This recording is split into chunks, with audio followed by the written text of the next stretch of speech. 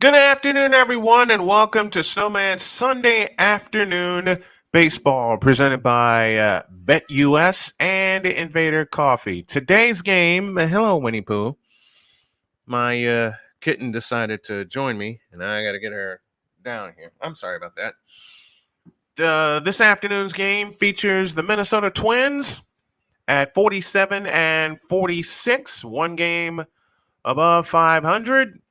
And the Oakland Athletics at 25 and 69. I'm Brian Snow, ready to bring this call to you. We're about 4 minutes away from the first pitch, and let's get our lineups in. Let's get our lineups going right now. Here is the starting lineup for the Minnesota Twins. Again, 47 and 46 coming into this afternoon. Leading off is the shortstop, Carlos Correa. Now, sometimes I can't write. I'm sorry. Let's try this again. Leading off is the shortstop, Carlos Correa. Donovan Solano bats second at second. Byron Buxton bats third. He's the DH. Kyle Farmer bats fourth. He's at third base. Willie Castro bats fifth. He's in left field. Max Kepler bats sixth. He's in right field. Christian Vasquez bats seventh. He'll catch. Michael A. Taylor bats eighth in center field. And Alex Kirilloff bats ninth. He is at first base. Through the lineup again: Correa, Solano, Buxton, the DH, Farmer, Castro, Kepler, Vasquez, Taylor, and Kirilloff. Starting pitcher for this afternoon for the Minnesota Twins is Joe Ryan. He is 8 and 6 on the year with a 370 earned run average. Well, we hope you enjoy this one as we're going to enjoy bringing it to you. Let's go over the Athletics defense. Tony Kemp is in left field. J.J. Bleday in center. Seth Brown is in right. Around the horn, third to first is Letmans Diaz at third. Nick Allen at short. At second base is Zach Geloff. And at first base, where is he? Is Tyler Soderstrom. Behind the plate is Shea Langeliers. He'll catch the pitching this afternoon of JP Sears. JP Sears 1 and 6 on the year. And we're just about ready to go. We're a couple of minutes away from the first pitch, and we'll get that to you here in a couple of moments. But your lineups have been set, and we hope that you enjoy it, as we will indeed enjoy bringing this to you. Waiting on the feed to come in. Yep. And we are just about ready to go. And again, we hope that y'all enjoy this as we enjoy bringing it to you. And for those of you listening on SM Sports, this is live, baby. And we love the fact that we love being live on the air. Again, our game is brought to you by BetUS.com. And if you are tuning in to one of my broadcasts on YouTube for the first time, my name is Brian Snow. Hope that you enjoy as we enjoy bringing it to you. Like, share, and subscribe to all of your friends. And let's continue to get the numbers up. We're ready to go from a sunny Oakland, California. At one point in time today, I'm going to check in on my buddy JJ. And he has a play-by-play with JJ. And I'm going to get the link to him. He should be on right now. And he is. You may hear a voice. You may not. Well, he's not on yet. I thought he'd be on. Nope, he's not. 80 degrees is the temperature with a 50% humidity. Wind gusts at 9 miles an hour here at the Oakland Coliseum in Oakland, California. I know how to keep up with JJ. Hold on a second, folks. Let me get this. Minnesota Twins go blue tops with the gray bottoms, white numbers and lettering trimmed in red numbers on the front, white numbers on the back.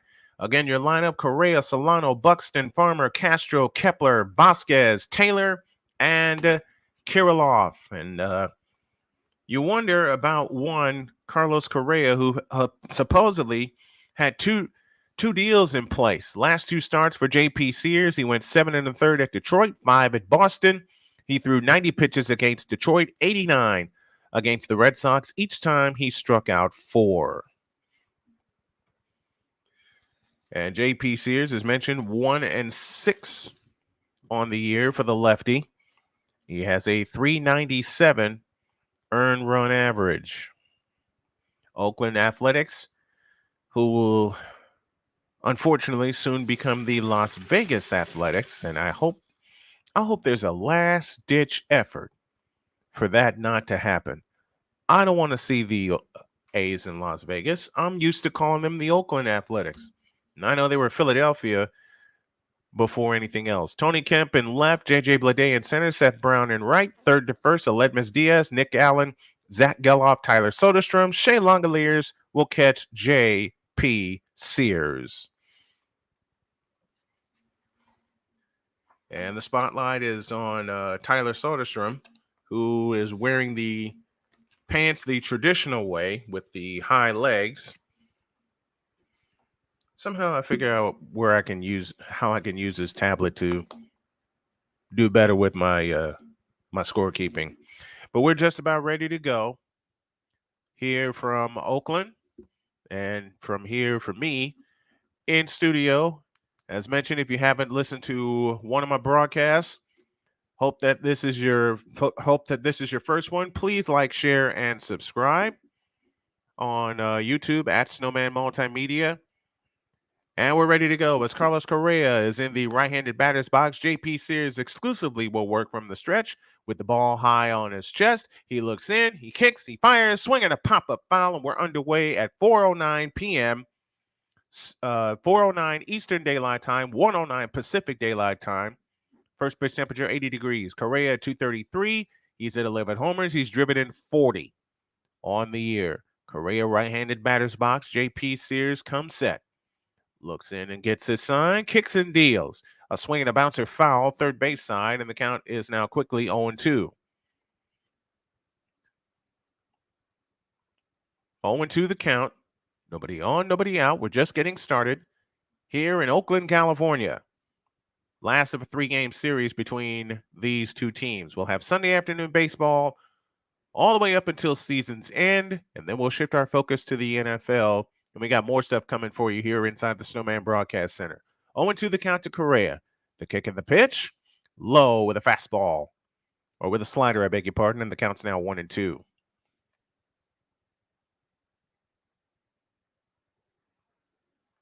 1 ball, 2 strikes, the count. Rocco Baldelli in his 5th year as the Twins manager. They've won 7 of the last 8 against the Athletics. JP Sears kicks and fires. They check it first. Heat hit go around, and Correa is gone. And I think Correa knew it. So a strikeout begins the game for JP Sears. As mentioned, he has struck out 4 the last 2 times, and he came at it with a slider, and Correa could not hold up, and Correa knew it. He did go through the zone as Shea Langoliers immediately pointed at the first base umpire. Here's Donovan Solano, the second baseman, with 1 out and nobody on. The pitch on the way, swing and a miss with a changeup, and the count's 0-1. That was what Sears threw to Carlos Correa. Solano at 283, 4 home runs. He's driven in 22.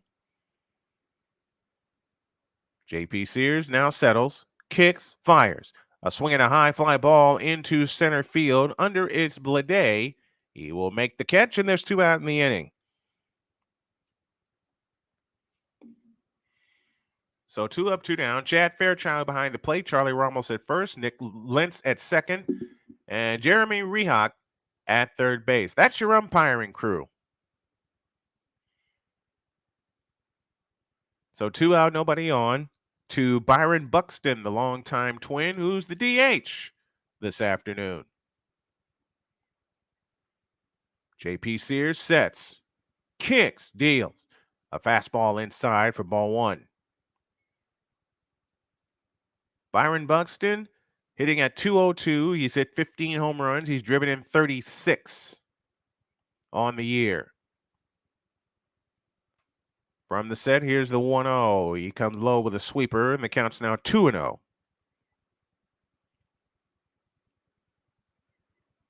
2 balls, no strikes, with 2 down and nobody on here in the top of the first. JP Sears comes set. Here's the 2-0. Swing and a miss on a fastball, and the count's 2-1.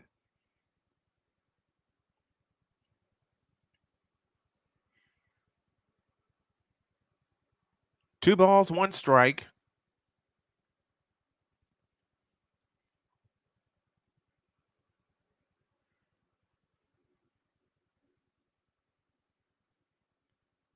JP Sears comes set. And the 2-1 pitch. A swing and a high fly ball headed to center field into right center. Coming under it is Blade. He makes the catch right in front of the track, and the inning is over. No runs, no hits, no errors, and nobody left. We head to the bottom of the first.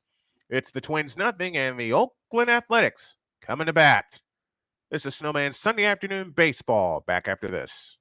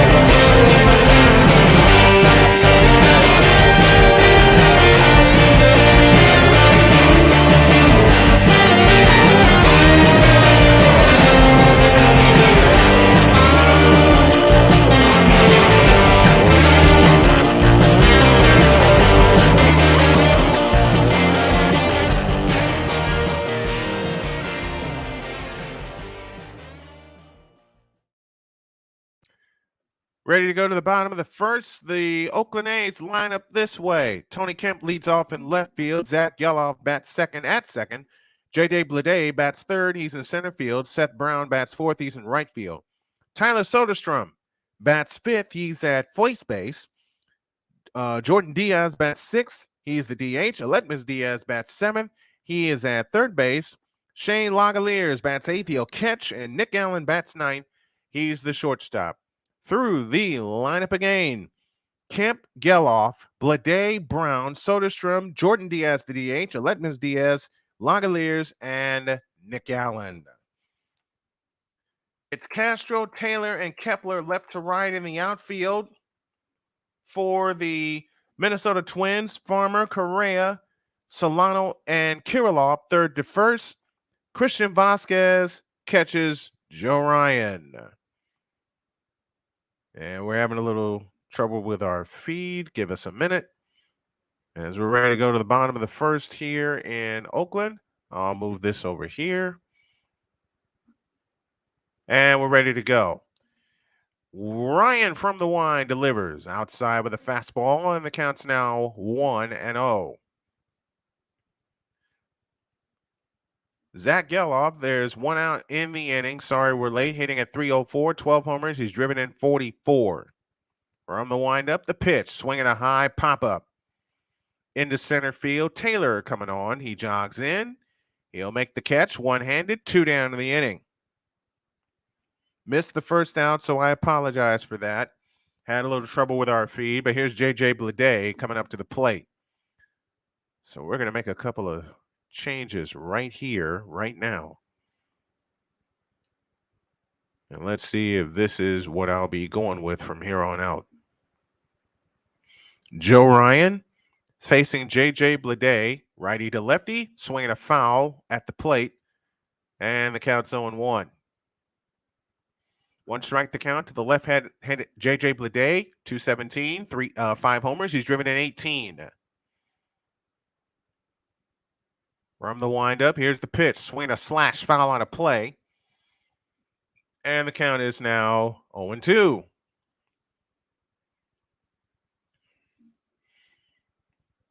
Oh and 2 the count. As Ryan's parents, I think those are his grandparents that are in attendance. Swing and a miss, and that's that. Inning over just that fast. 1, 2, 3, go the Oakland Athletics. We're done with one. No score on Sunday afternoon baseball.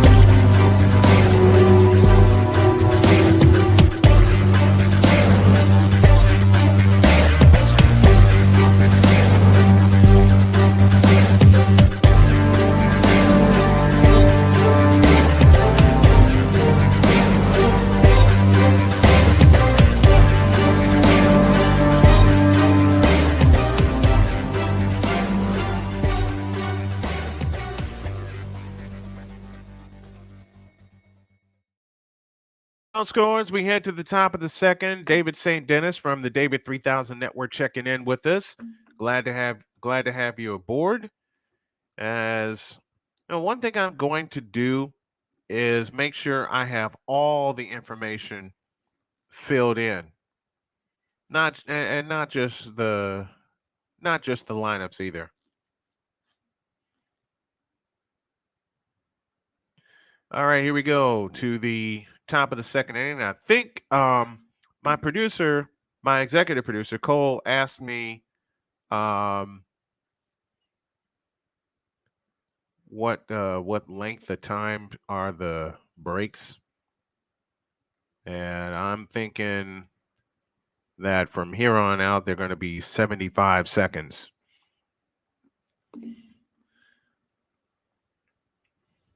Tyler Solstrom has started 3 different positions.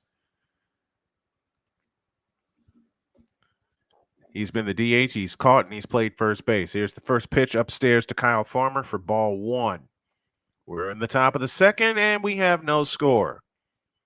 Pitching matchup, JP Sears against Joe Ryan. Sears settles, kicks, deals. Fastball high, and it's 2-0. 2 balls, no strikes. Big Dog Shane Lake says, "What do we have going on here?" Baseball, Shane. You know that. It's Sunday afternoon. Snowman's got baseball for you. The 2-0 pitch. Swinging a high fly ball headed to right field. Coming on is Brown. Going out as the shortstop. It's Brown that makes the left-handed catch. 1 down in the second. You know, when I did the game last week, it felt so good and so right to do. So I'm gonna go with it. I'm gonna go with it.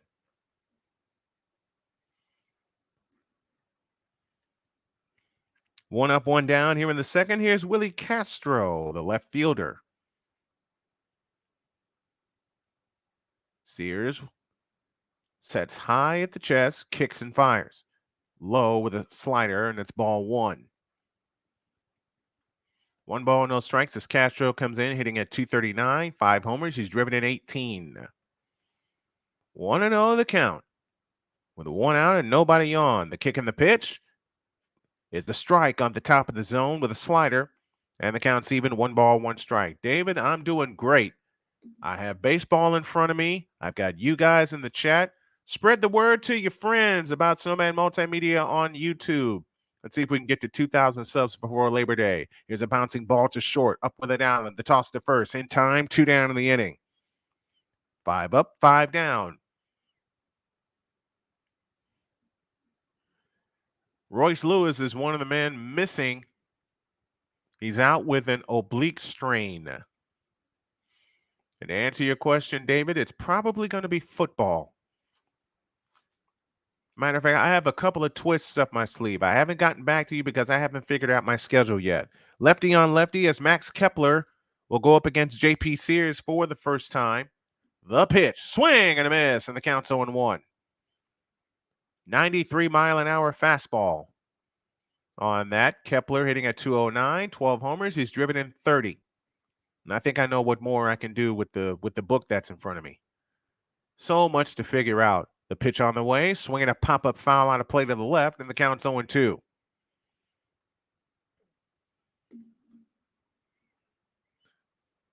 Two down, 2 strikes the count.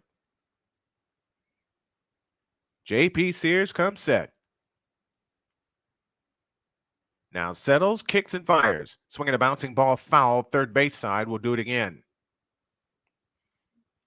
Christian Vasquez would be next.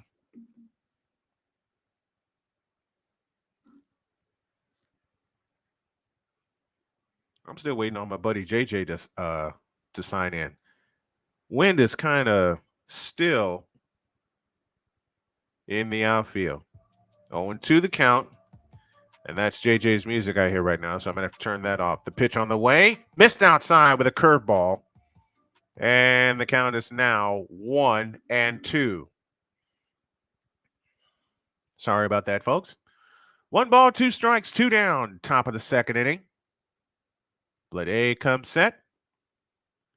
And the pitch on the way. Outside with a sweeper. And the count is now even at 2-2.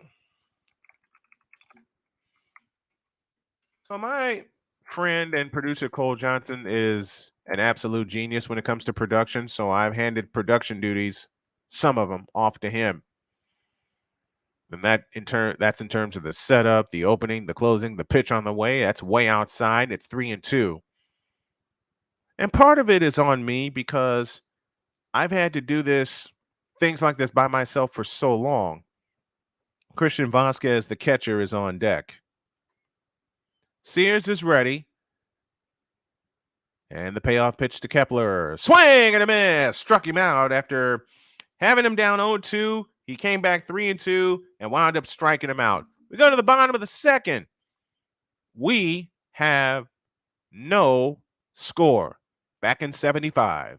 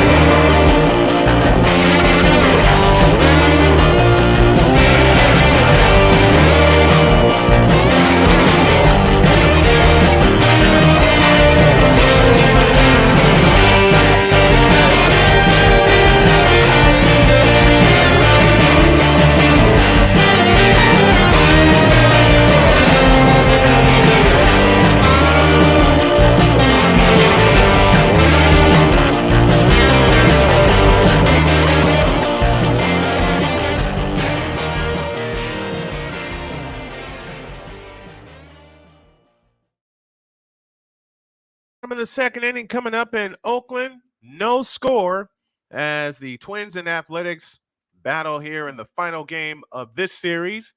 Let's check a few of our chat messages as Vasquez, the former Red Sox catcher, and Lord knows we need some better offense from the catcher position. I guess no basketball or hockey because of how difficult it can be for you to call those sports. He don't know me very well, do he? I planned some hockey. Like I said, it's just scheduling. I have to put everything down on a schedule. I have to. Because if I don't, I will wind up pushing interviews back like I had to do today because I was so tired and I had a migraine earlier. Just so much stuff. So much stuff. Ryan delivers inside corner strike to Seth Brown. And the count is now 0-1. Seth Brown at even 200, the Mendoza line, 9 homers. He's driven in 26 on the year. From the windup, the 0-1. upstairs, and it looked like the umpire was going to call it a strike, but didn't. The count's even 1 ball, 1 strike. I plan to do some hockey, Dave. Like I said, it's just scheduling and access. Next one, missed, and the count's now 2-1. And I want to be sure that I am conserving my voice, because there's a whole lot that I want to do and make this channel grow. The pitch on the way, upstairs, it's 3-1. 3 balls, 1 strike. With nobody on, nobody out, we're in the bottom of the second inning with no score.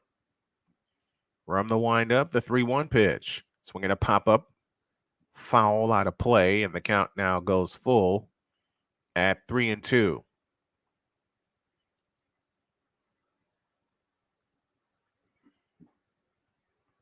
Three balls, 2 strikes, nobody on, nobody out, here in the bottom of the second with no score.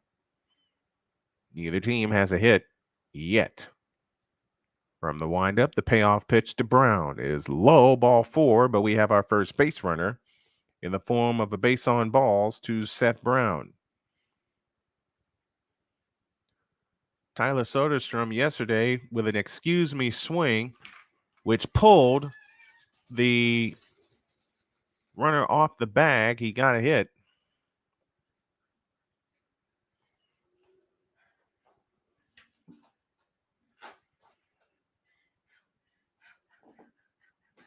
And Soderstrom swings at the first pitch and fouls it away for strike 1.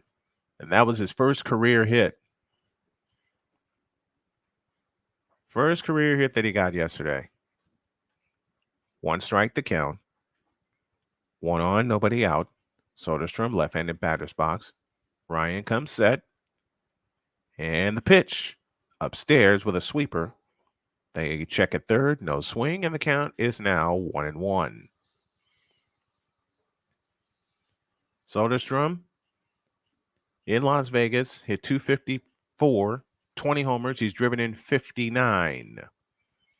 And Soderstrom looks to be a mainstay. That's got to be crazy with the A's and their pending move to Las Vegas, that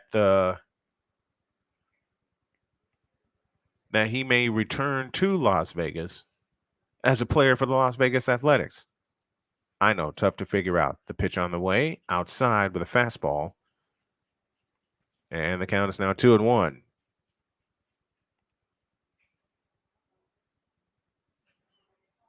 Two balls, 1 strike, the count. And the pitch, slap to third. Up with it, Farmer. Second 1, return to first, double play. 5-4-3 for that twin killing. From Farmer to Solano to Kirilloff. And quickly 2 down in the second.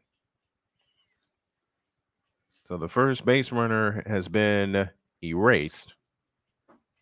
And Jordan Diaz, the DH, is now at the plate. Ryan from the chest high wind, kicks and fires. Strike called on the outside corner. The count's 0-1.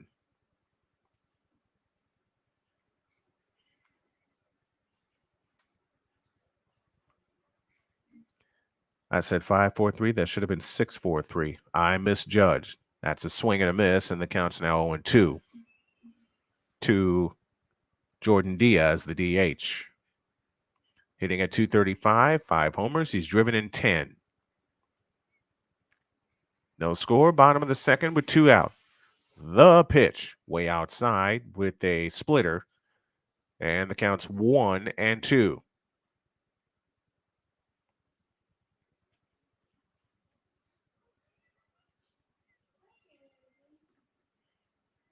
I hear my little kitten Winnie meowing in the background here. The pitch on the way outside with a fastball, and the count's even at 2-2. 2 balls, 2 strikes, 2 out. Bottom of the second to Jordan Diaz, and the 2-2. Swinging a high fly ball into deep left field, going back. Castro at the track, at the wall, and there she goes. Jordan Diaz breaks the ice with a solo homer, and it's 1-0 in favor of the Athletics. His 6th home run of the year, 11th RBI, and it's 1-0 Oakland. Boy, he did not miss that pitch. Tried to come upstairs with a sweeper, and Jordan Diaz would have none of it. And he walloped it out of here. That ball was absolutely clobbered. So the A's now lead 1-0 with Aledmus Diaz, the third baseman, now standing in, and he hits one. That's clobbered to deep left field. Back goes Castro to the wall, and he's got it up against the wall. What a catch! Oh, man, Aledmus Diaz clobbered it, but up against the wall was Willie Castro, and that retires the side. 1 run, 1 hit on the home run by Jordan Diaz. We go to the top of the third, 1-0 Athletics. We're back in 75.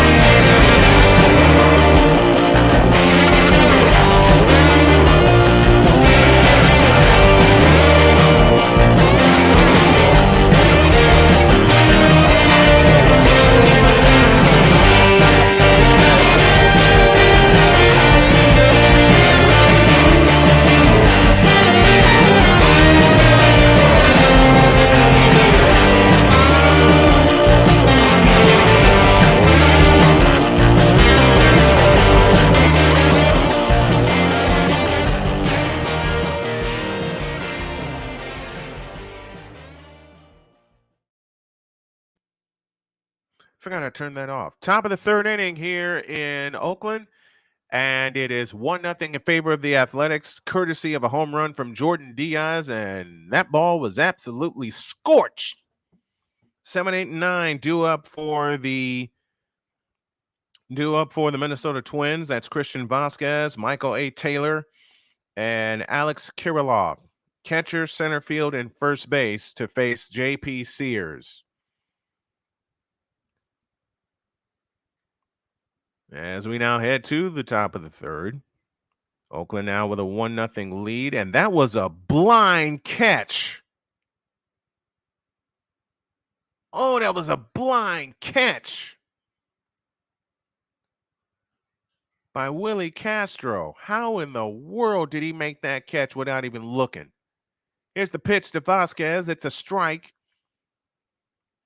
with a slider, and the count is 0-1. Vasquez hitting at .211 on the year, a home run. He's driven in 17. JP Sears staked to a 1-0 lead, and the pitch on the way is bounced through for a base hit into right field. And they get their first hit. And remember, that home run was after a double play. So here's the 8th place hitter, Michael Taylor, former National World Series champion with the Washington Nationals, hitting at .220. 11 homers. He's driven in 28. When I first saw Michael A. Taylor, he had blazing speed. And he still does. And the Nationals had that fire sale after they won the championship. Here's a pitch. Swing and a miss, and the count's 0-1. Got a few people in. Like, share, and subscribe here to the YouTube channel, Snowman Multimedia. If you can hit the Cash App and the Super Chat, that would be really appreciated because we got a big project in the works. I'll explain more tomorrow on Snowman in the Morning and on the Brian Snow Show. 0-1 the count, 1 on, nobody out. The pitch on the way inside. The count's even, 1 ball, 1 strike. And Taylor had to do some dancing to get out of the way. Alex Kirilloff, the first baseman, would be next. And Sears has thrown 27 pitches. Anybody else see a growing trend now of pitchers exclusively working from the stretch? Even with nobody on. I thought I only saw that from relief pitchers. Here's the 1-1. Swing and a miss on a changeup. And the count's now 1-2.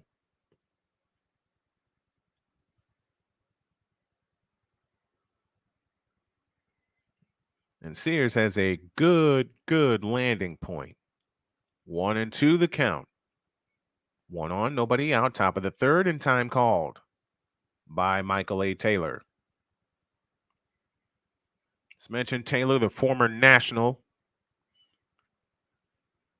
who has some playoff success.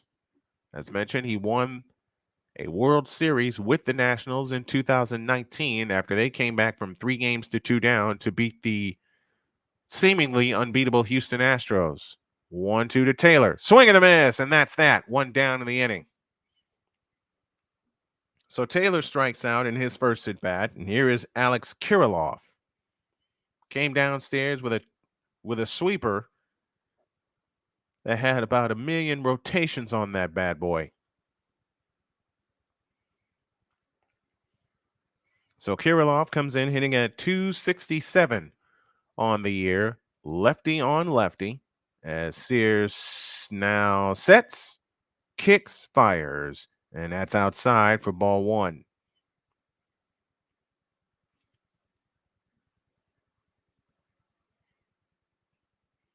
Athletics wearing 2 honorary patches on their sleeve, one of them honoring the late great Vida Blue. Sears out of the set position, high set, the pitch, swing and a miss on a sweeper, and the count's even 1 ball, 1 strike. Kirilloff hitting at 267. 4th inning, we'll do a scoreboard update. 5th inning, we'll do a trivia question. And of course, we'll have an update for you during the 7th inning stretch. From the windup, the pitch on the way. Swing and a miss, and the count's 1-2. Another sweeper at 83 miles an hour. I'm not familiar with the sweeper, as Kirilloff hitting at 267, 4 home runs. He's driven in 18. I'm not familiar with the sweeper, but it seems like you take a lot off of that pitch. 1-2, way outside with another one, and the count's even. 2 balls, 2 strikes.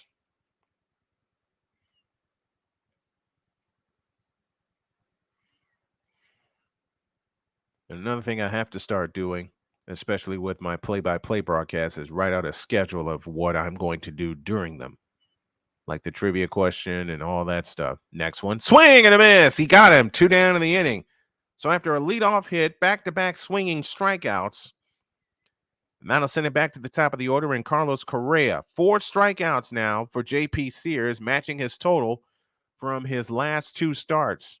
And he threw Kirilloff nothing but sweepers on that.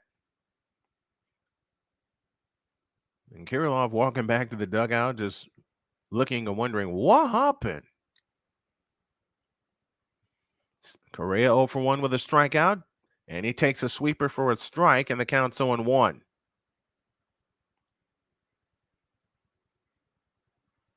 Correa, as mentioned, coming in hitting at 233.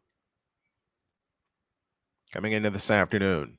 1 strike to count as Sears comes set, and the pitch. Swinging a bouncing ball foul, third base side, and the count's 0-2, and Shane has given me an answer.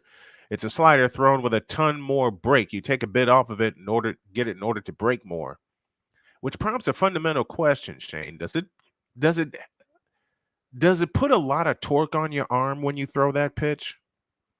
And the second fundamental question, when do you learn it? Do you learn it like when you go to college or whatever?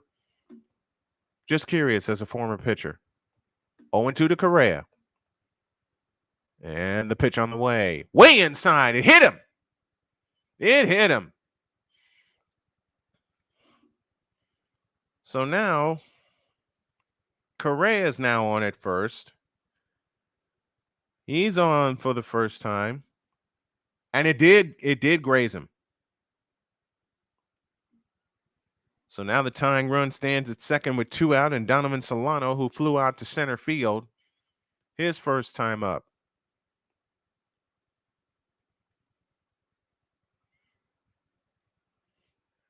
So Vasquez is second, Correa at first, 2 down, top of the third. as Sears comes set. Now he officially sets. And the pitch is a fastball strike, and the count's 0-1. Is it me, or do you see pitchers now using a lot less of their fastball? It's something I've noticed in the games that I've watched this year. One strike the count. And the 0-1 from Sears is a ball with a fastball. That's outside. And the count is now even. 1 ball, 1 strike. A lot of people didn't develop it until the pros, actually, when it got popular back in 19 and 20. People studied it and learned how to throw it. Torque-wise, it looked like it's harder, but it doesn't seem it. Good thought. Good thought, Shane, because I've only known about it for the time that it's been up. The pitch on the way, sidearm sweeper slider missed, and it's 2-1.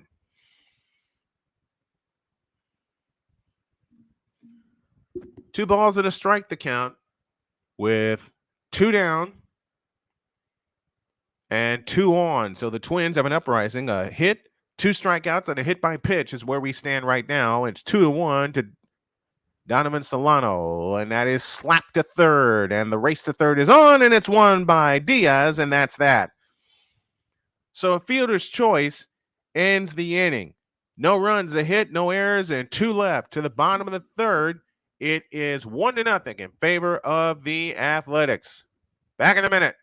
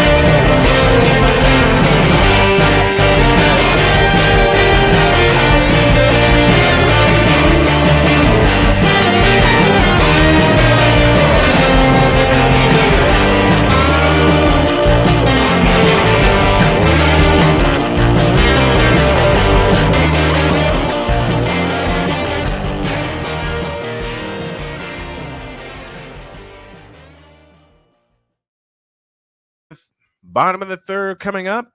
It is 1-0 in favor of the A's on a home run by Jordan Diaz. And I have been communicating with my EP and my super producer. Football has gone down in a bit in recent years. Shane, answer this question for me, and I want to pose this in a production question. Should I make the breaks 75 seconds or 90? I want to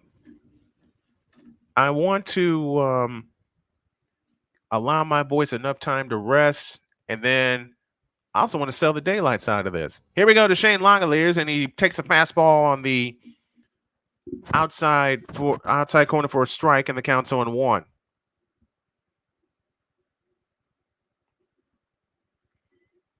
And the pitch on the way is upstairs. 1 ball and 1 strike. 1-1 the count to Langoliers at 206. 10 homers. He's driven in 33. And I have a pumpkin under me. Swing and a miss on a fastball. And the count is now 0-2. I have another mic cord that I have to install here. And I'll make sure I install it. Okay, now we're good. I want to be sure that the sound is impeccable, audibly and video-wise. From the windup, the pitch on the way. It's upstairs. And the count is now 2-2. Pitch clock has the breaks between innings at 2:15, but so I'd say 90 seconds. Thank you. Next one, swing and a miss, and that's that. Langoliers is gone. And I had just thought of that too. Thank you, Shane. one of my super producer hard at work, my executive producer hard at work. So I was thinking, he said pitch clock has the breaks between innings at 2:15, but TV is usually back in 90, so I'd go 90. Okay, I'd figure that. 1-0 A's, a run on a hit, no errors for the A's, no runs, a hit, no errors for the Twins. And the pitch, up, ball one. 1 ball, no strikes to Nick Allen. He got 210, a home run. He's driven in 6. You wonder why the A's are struggling? They're hitting only 220 as a team. The pitch on the way, outside, 2-0.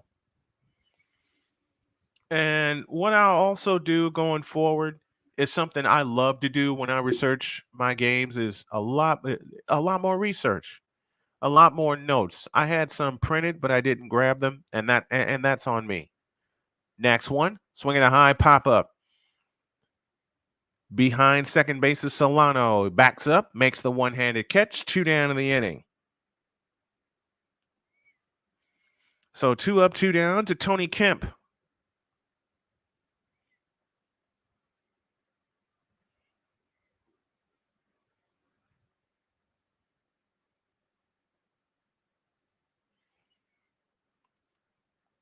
Tony Kemp is 0 for 1 on the afternoon as Nick Allen gets ready to go back in the field. Here's the pitch to Kemp, and he bunts up the first base line to second. The shovel to first is in time. What a play! Hang a star on that.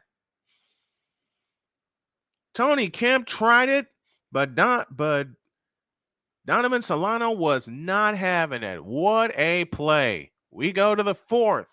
It is 1-0 in favor of the A's, and we'll be back.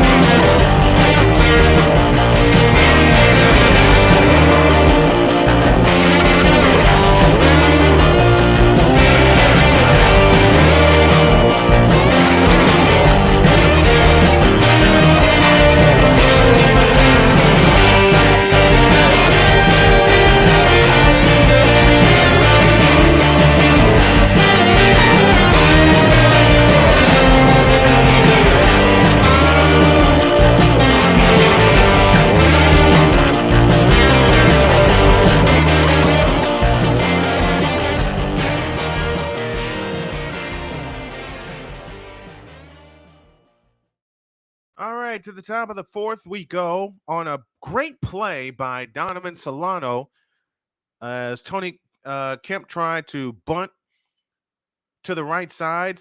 Solano wasn't having it. And that is where we stand right now. Each team has a hit, but the A's have the only run with a home run by Jordan Diaz. That came in the 2nd inning. JP Sears has been absolutely brilliant so far. I mean, there were back-to-back pitches that were absolutely clobbered. But a great play made by Willie Castro in left field has kept this a 1-0 game. As we go to the 4th inning, and this game is just flying by. JP Sears will work to Byron Buxton. And the pitch, upstairs, ball 1 with a fastball. Buxton 0 for 1, flew out to center field his first time up. This is as low as batting average as I have seen him, that I've seen him have at this point of the season during his career. The 1-0, swing and a miss, and the count's 1-1 with a changeup.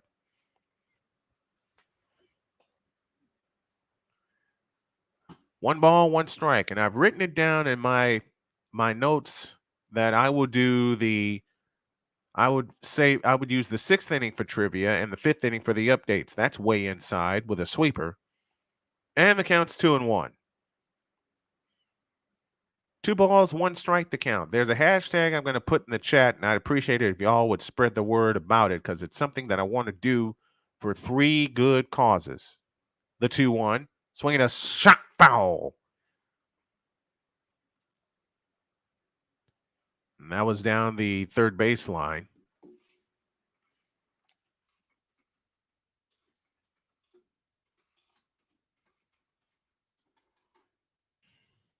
I'm trying to type that out. Buxton waits in the right-handed batter's box. JP Sears now comes to the high set. And the 2-2 to Buxton. That's outside with a changeup, and the count's full 3-2.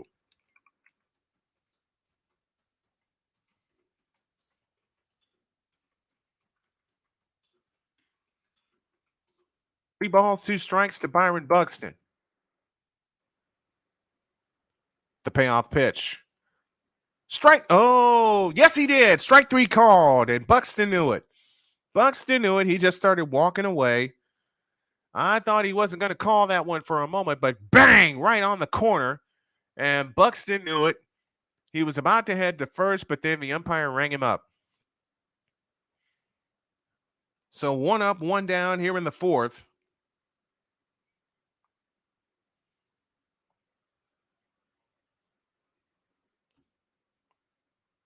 And the first pitch is a strike, and the count's 0-1.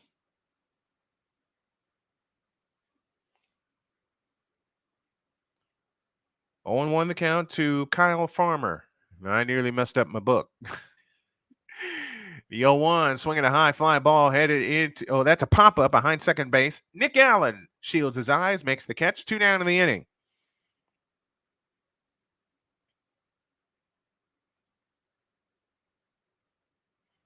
I'm catching up on things here in my scorebook. So we're in the top of the 4th. There's 2 down, and Willie Castro will now head to the plate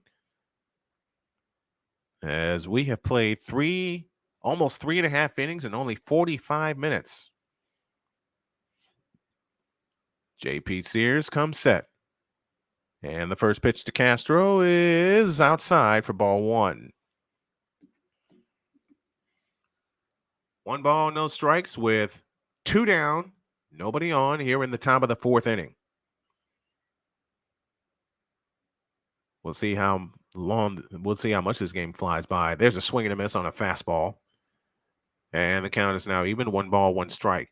One thing I do need from anyone who's listening, if you want to be a part of the promotion team, that would be absolutely fabulous. The pitch bounced foul behind the plate, and the count is now 1-2. Only score of the game came from Jordan Diaz, who hit a long home run to left, but then Willie Castro saved another home run with a great catch at the wall blindly. I swear he made that blindly. 1-2 to Castro. The pitch on the way, swinging a high fly ball into left, going back onto his Kemp. He makes the running catch one-handed, and the inning is over. No runs, no hits, no errors, and nobody left. We go to the bottom of the 4th. Only 2 hits total in the game. 1-0 Oakland. We'll be back.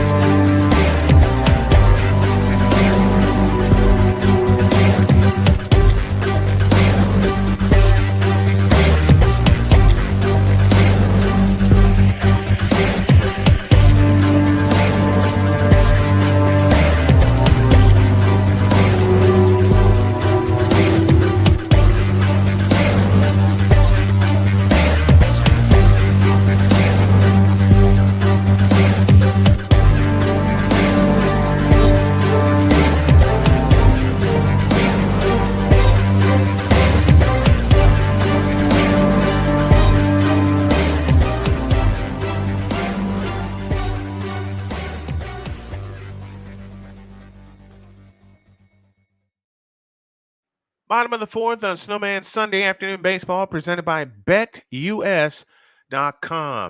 And while I'm thinking about it, let me just...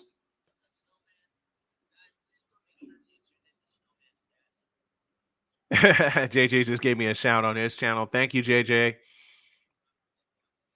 I'm gonna post my link on his channel. So give me a second.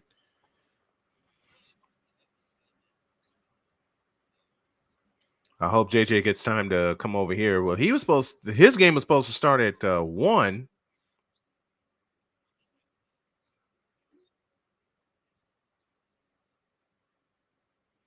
There we go.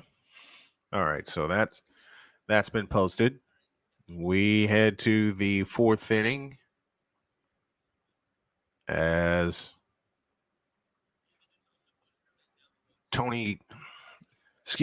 Zach Geloff will lead things off. 2, 3, and 4 due for the A's here in the top of the 4th. The pitch on the way is up, ball 1 with a fastball. And the count's 1-0 to Geloff. Joe Ryan is ready from the windup. The 1-0 pitch. Swinging a high fly ball into center field. Coming on is Taylor, and he won't get it. It's a base hit. Second hit of the game for the Oakland A's, and it comes from Zach Geloff, who is now 1 for 2 on the afternoon. As mentioned, during the 5th inning, we'll do our scoreboard update, and the 6th inning will house our trivia question. And I got a good one for you. Guys. And Shane, I'd appreciate your help if you could be my scribe in the chat for me. Geloff leads away from first. JJ Bleday, who struck out swinging his first time up from the set. Here's the pitch. It's a strike, and the count's 0-1.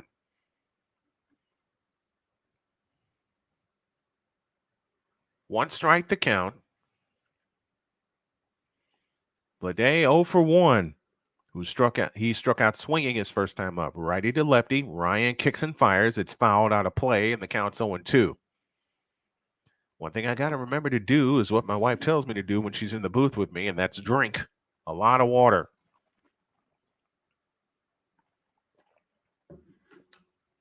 There we go. Athletics have stolen 95 bases this year. That is 3rd most in the majors. The pitch outside with a fastball, and it's 1-2 to JJ Bleday. Seth Brown would be next. Tyler Soderstrom in the hole, and Jordan Diaz behind them, should anybody else reach.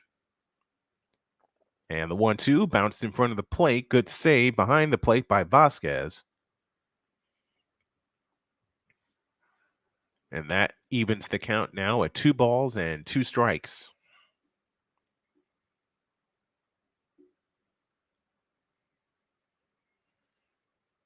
I want to take some time and visit one of our sponsors, betus.com. It'll be plastered all over Snowman Multimedia Sports.com. And what we'll do is we'll update our schedule for Sunday afternoon broadcasts as we go. A throw to first, and the runner is back safely. Geloff dives back in. The other patch that they are wearing honors Sal Bando. 2-2 the count. Nobody out, a runner aboard. And the 2-2 Bleday outside with a fastball, and the count's full 3-2. Excuse me. Seth Brown would be next.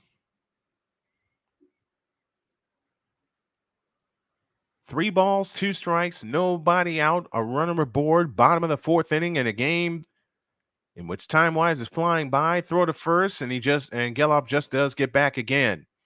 Ryan has a pretty good pickoff move to first base. And he nearly caught him leaning. He was going to take off. And Geloff just got back. There's 2 disengagement counts to everyone paying attention. The payoff pitch with the runner going. That's ball 4. That'll put 2 aboard.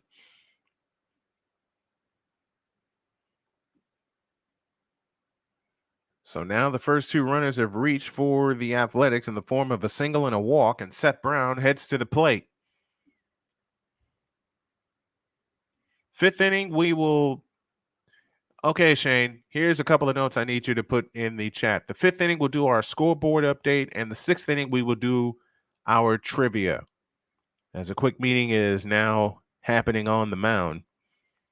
Vasquez encouraging Ryan, so is Correa. Everybody goes back to their places, and we're ready to get back to work. Is this the final season for the Oakland Athletics? There's a question.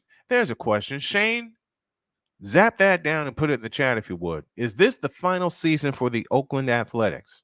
Seth Brown at the plate with 2 on and nobody out. Here in the bottom of the fourth inning. And the pitch, sweeper strike, and the count's 0-1. Seth Brown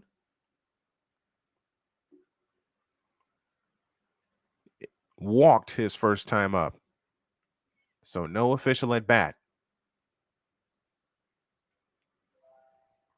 And the pitch. Upstairs, it's 2-0. Or 1-1, I beg your pardon, because the first pitch was called a strike. Thank you. I missed that. There's a question of the day. Is this the final season for the Oakland Athletics? 1-1 the count. The pitch on the way, swinging a high fly ball into left field. Castro backs up, makes the catch. And the throw will immediately come to third. 1 down in the fourth. So Willie Castro's defense playing a big part in keeping this a 1-run game so far. Brown got a good hold of it, but Castro zipped into left and was able to make the catch. Made a good judge on where the ball is and then fired a bullet to third base.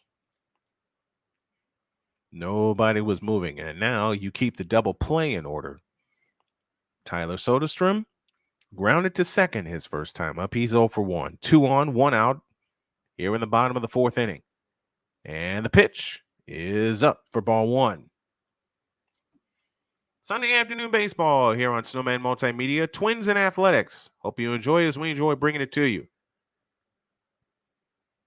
As Soderstrom grounded into a double play his first time up. And the pitch on the way is low. They appeal at third. No swing. It's 2-0.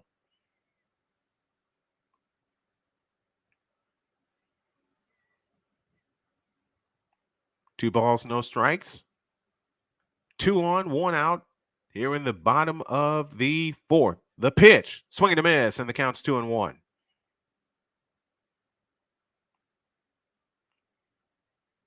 Two balls, a strike to count. With 2 on and 1 out here in the bottom of the fourth inning.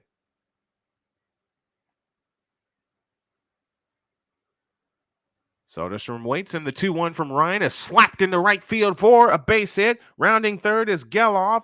Will he be sent? He will, but they go back to second. Everybody's safe, and the bases are now loaded.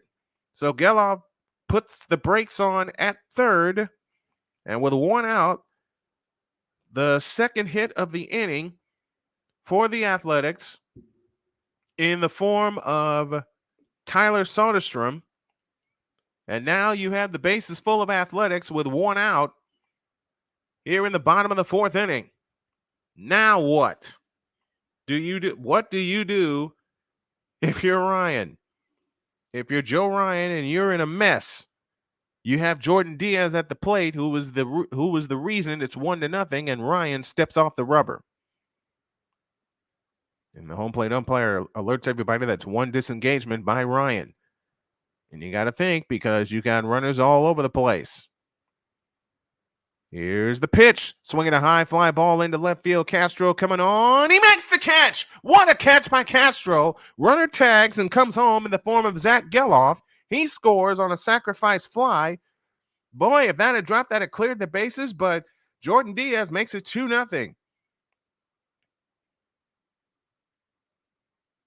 And he's driven in both runs. And that ball died. That ball absolutely died on Willie Castro. And as soon as the catch was made, off to the races to come home was Geloff. The pitch to Aledmus Diaz is a strike, and the count's 0-1. 1 strike the count, 2 down, 2 on, 1 in. Here's the pitch. Low, and the count's even. 1-1 strike. Aledmus Diaz just missed, hitting a home run to left. And now as it stands, he's hitting at 208 on the year. The 1-1 to Diaz on the way, swinging a smash, base hit down the left field line. Cashwell will trace it all the way into the corner. Rounding third is Blade. He'll score. Soderstrom will put the brakes on at third, and it's now 3-0. 3 hits in the inning now for the A's. Aledmus Diaz with a rocket. He drives in a run. And this may bring about a visit to the mound. So Aledmus Diaz just missed, hitting a home run in the second. He drives in a run with a solid double to left here in the fourth. And now the A's lead 3-0 with Shea Langeliers at the plate. What do you think is the best division in the National League? The West, because the top 3 teams are separated by only 2.5 games. Thank you, David, for the question.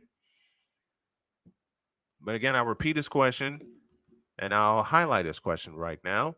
What do you think is the best division in the National League? National League West, because you have 3 teams within 2.5 games of each other, the Dodgers, the Diamondbacks, and the Giants. And I still say watch out for those Giants.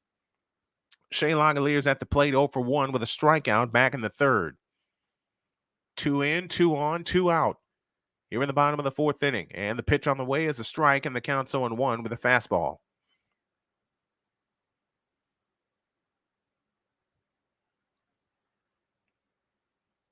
Oh, 0-1 the count. Langeliers, 10 home runs, 33 driven in. Ryan sets and delivers. Swing and a miss, and the count's 0-2 as that fastball was on the outside corner, and Langeliers went after it. No balls, 2 strikes, 2 down, 2 on. Soderstrom at third, Aledmus Diaz at second, 2 runs home for the A's. And the pitch on the way is swung on and hit high into deep left field, but curving foul and out of play. Man, that ball was croaked, but as Hall of Famer Ken the Hawk Harrison says a lot, right size, wrong shape.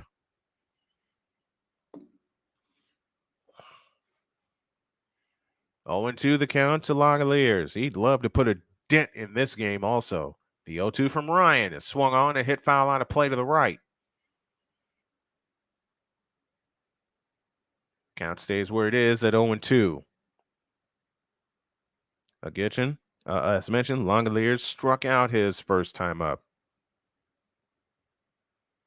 Winning the offseason doesn't mean a thing. It's in season where you win.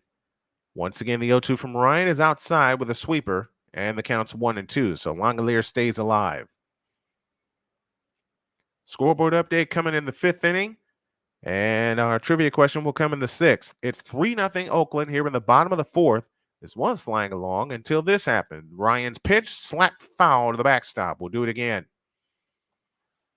Count stays where it is at 1-2. 2 out, 2 on, 2 in. Deuces wild all over the place.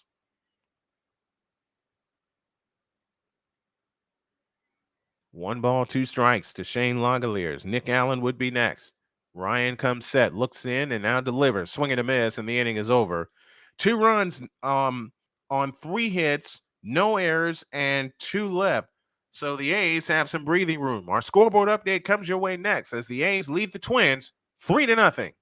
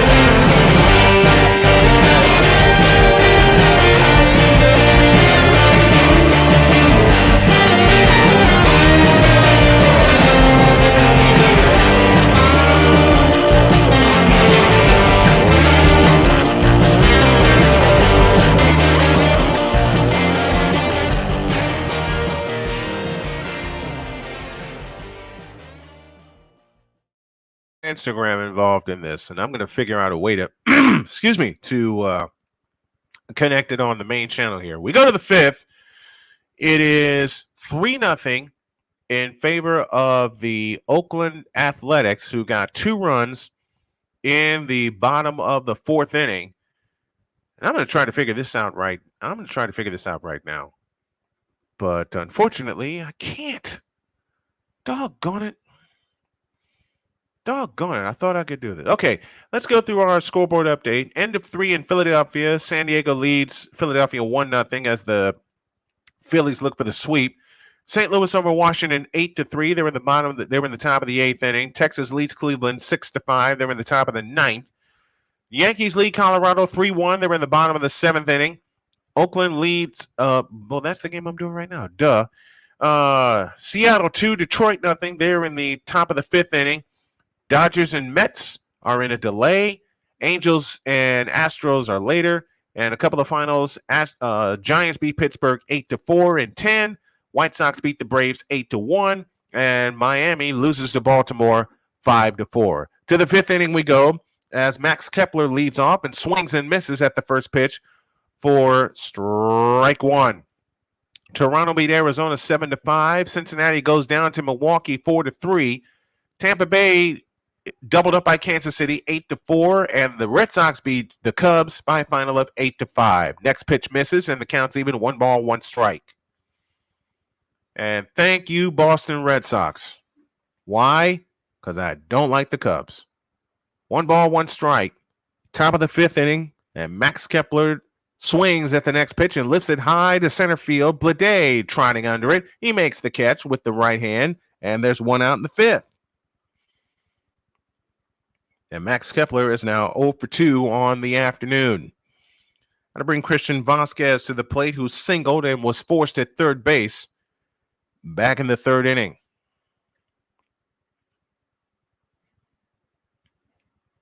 Vasquez 1 for 1, bringing his batting average to .215 on the season. I'm going to figure out how to add my Instagram page. Here's the pitch, swinging a high fly ball into deep left field. Kemp trotting back, track, wall, and it's gone. Is it? Yes. It looked like it wasn't gonna go, but it did. Solo home run for Christian Vasquez. He's now 2 for 2 in the afternoon, and the Twins cut into the lead. It's now 3-1.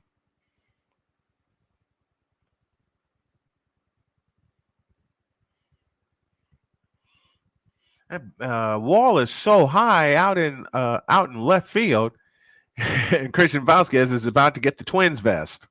I love it. I love it. Second hit for the Twins. Land of 10,000 Rakes, a spinoff of the state motto, Land of 10,000 Lakes. So 1 out, 1 in, and here's Michael Taylor. The pitch to Taylor, swing and a miss, and the count's 0-1. Had to be sure that it cleared it did clear the wall, and it did. And Vasquez looked at it all the way through. 0-1 to Taylor. Inside, 1 ball, 1 strike. Now we're getting to look at it as Kemp it looked like Kemp gave up on it, but he knew that it was gone. It was over the rail, and it dropped back into the field of play. 1-1 to Taylor is a ball, and it's 2-1. We're in the top of the 5th. 3-1 in favor of the Oakland Athletics. So whenever someone hits a home run, they get to wear the vest, Land of 10,000 Rakes. That's a strike, and the count's 2-2.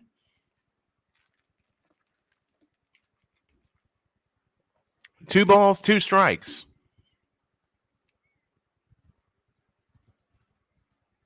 With 1 out and 1 in for the Minnesota Twins. I shouldn't say this, but I'm going to say it as a fan. I hope the Cubs lose every single game the rest of the year.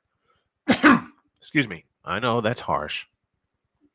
The 2-2 is outside with a sweeper, and the count goes full at 3-2.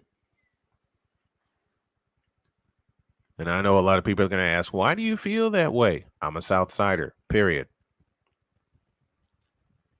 Alex Kirilloff, the first baseman, would be next. From the set position, Sears looks in, and the payoff pitch. Swinging a bouncing ball to the right side. Soderstrom up with it. He'll jog to first. Beats Taylor to the bag. 2 down in the inning.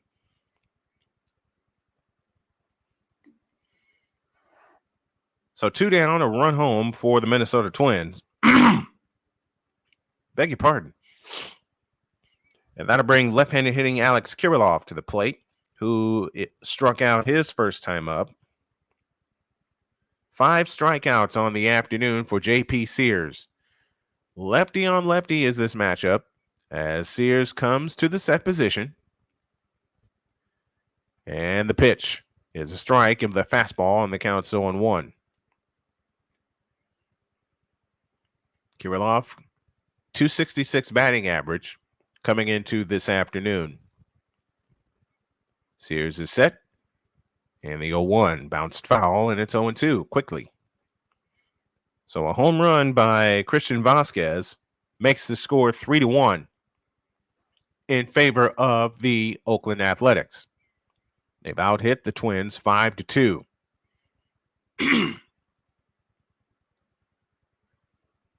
And the pitch on the way. Outside with a sweeper, and the count's 1-2. And Sears is wondering, man, that got away from me.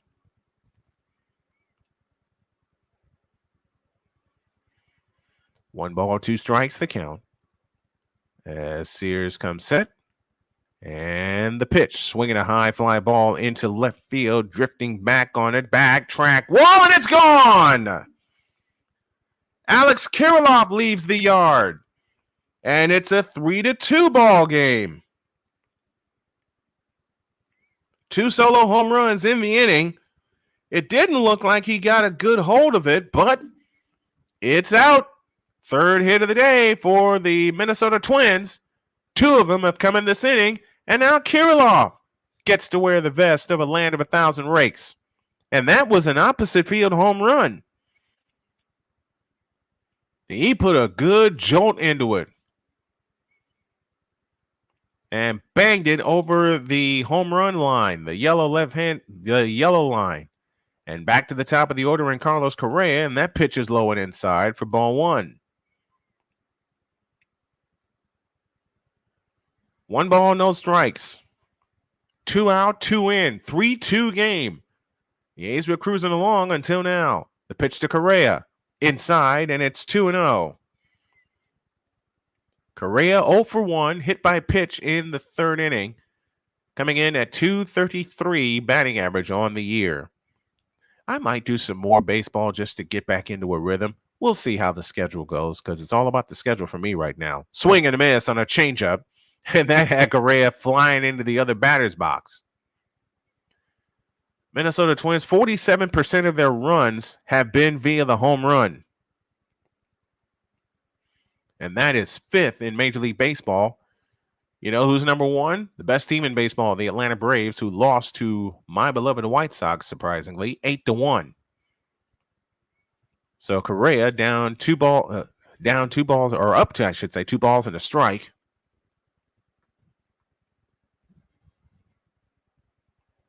Sears looks in and gets his sign, kicks and deals. Swing and a miss, and the count's now even at 2-2.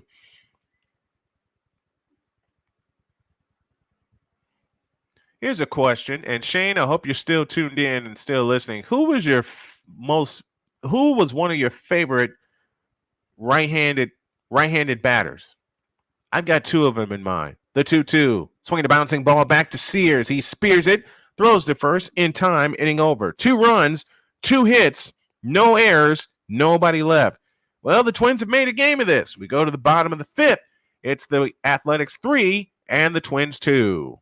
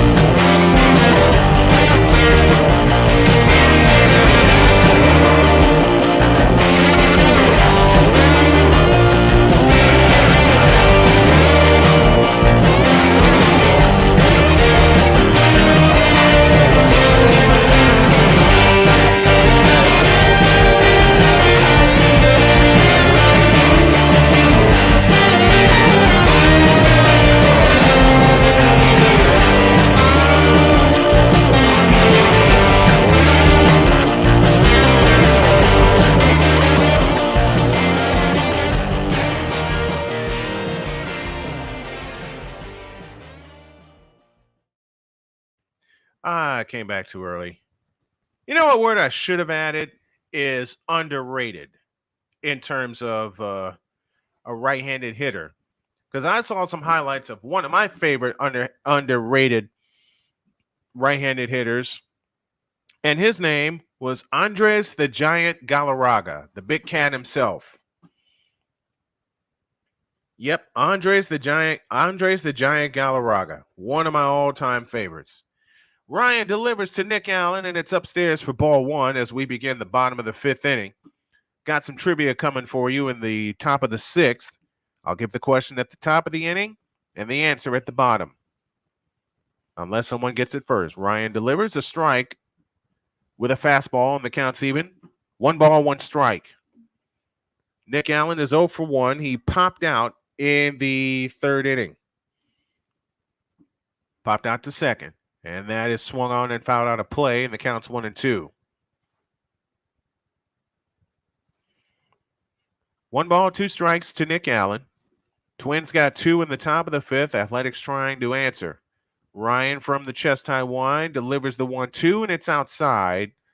And the count is now even at 2-2. That sweeper came in at 79. And something Shane said earlier about the sweeper, you would think it would take a lot of torque, but it just doesn't look that way. Next one, swing and a miss, and Allen is gone. So 3 strikeouts now. 4 strikeouts, I beg your pardon, for Joe Ryan. So 1 out, nobody on to Tony Kemp here in the bottom of the fifth inning of a 3-2 game in favor of the A's. Ryan has thrown 62 pitches to this juncture. And now he works to Tony Kemp for the third time. The pitch is a strike, and the count's 0-1 to Tony Kemp.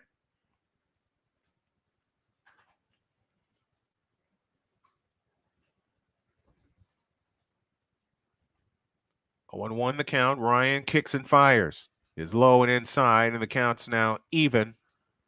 1 ball, 1 strike.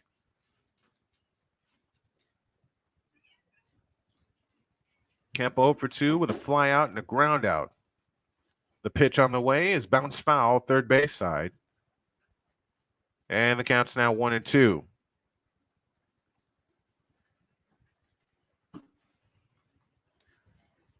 One ball, 2 strikes, the count.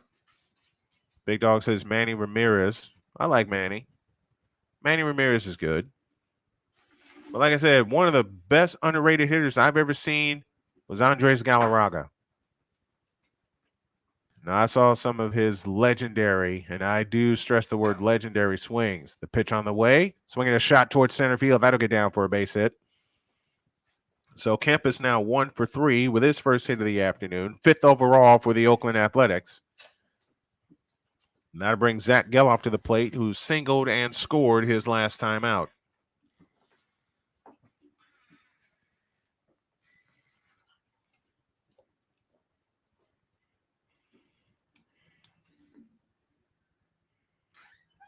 So 1 out, 1 on for Zach Geloff.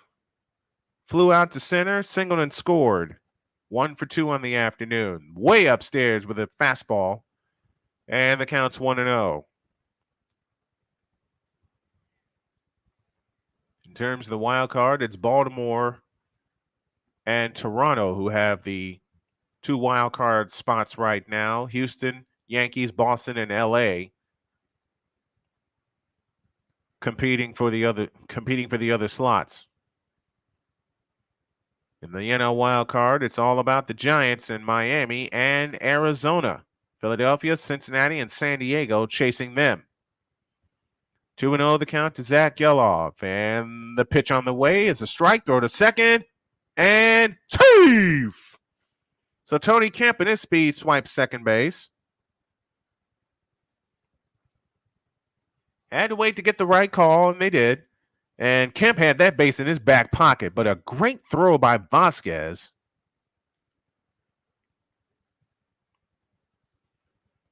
And a good job by Kemp holding on to the base. So a runner at second and 1 out here in the bottom of the fifth. Swing and a miss, and the count's even 2-2 to Zach Geloff.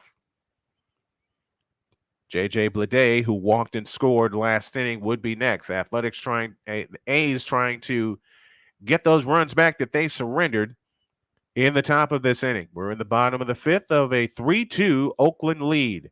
The pitch from Ryan, swing and a miss, and Gelliff is gone. So 2 down in the inning, both on swinging strikes.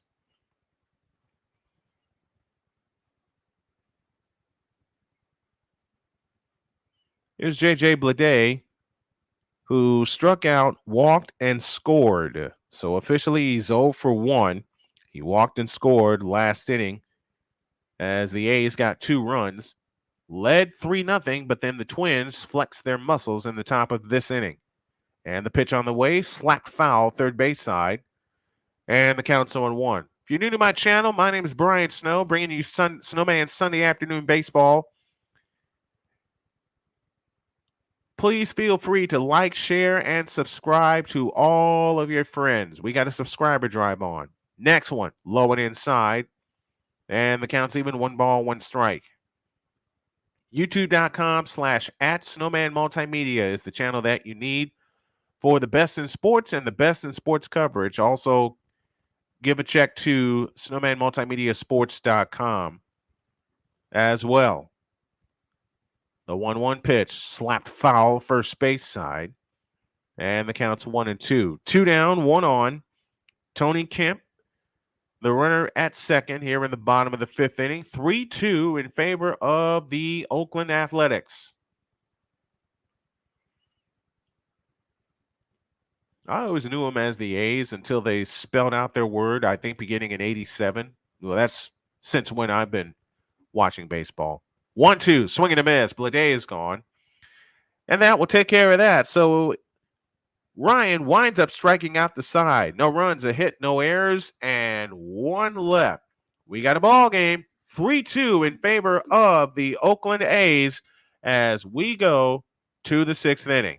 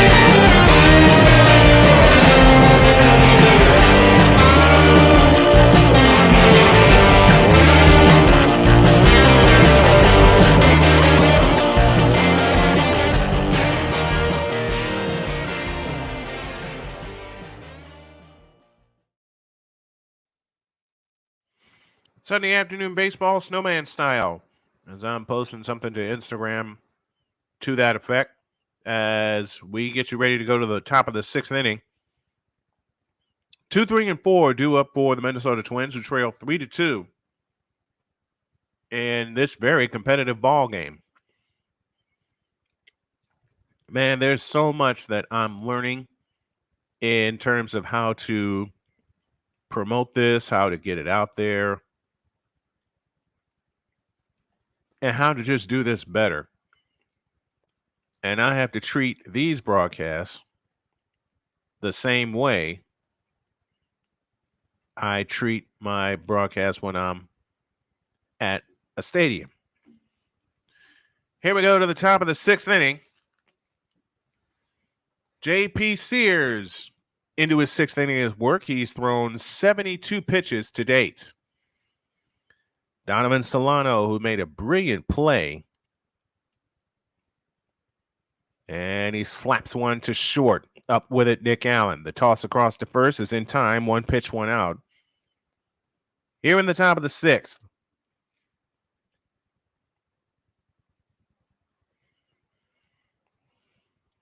And Solano is now 0 for 3 with a fielder's choice. Here's Byron Buxton, who was 0 for 2, flew out to center and struck out swinging in his 2 trips. So Buxton is 0 for 2 as Sears kicks and fires. Inside, ball 1. What I want to also do is make sure the sound and the video is incredible for any and everybody that's taking this in. There will be a lot more people taking this in. If there's one person I've learned from, next one is a strike, and the count's even 1-1. If there's one person I've learned from, it's JJ. It's my buddy JJ. And he's taught me to just be consistent. That's the one thing he's driven home. Next one, way outside, 2-1.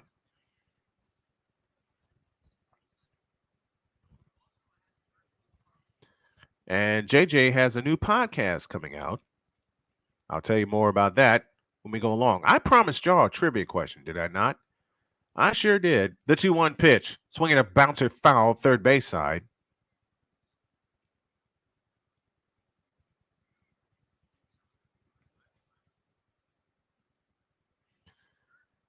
And the count's now even at 2-2.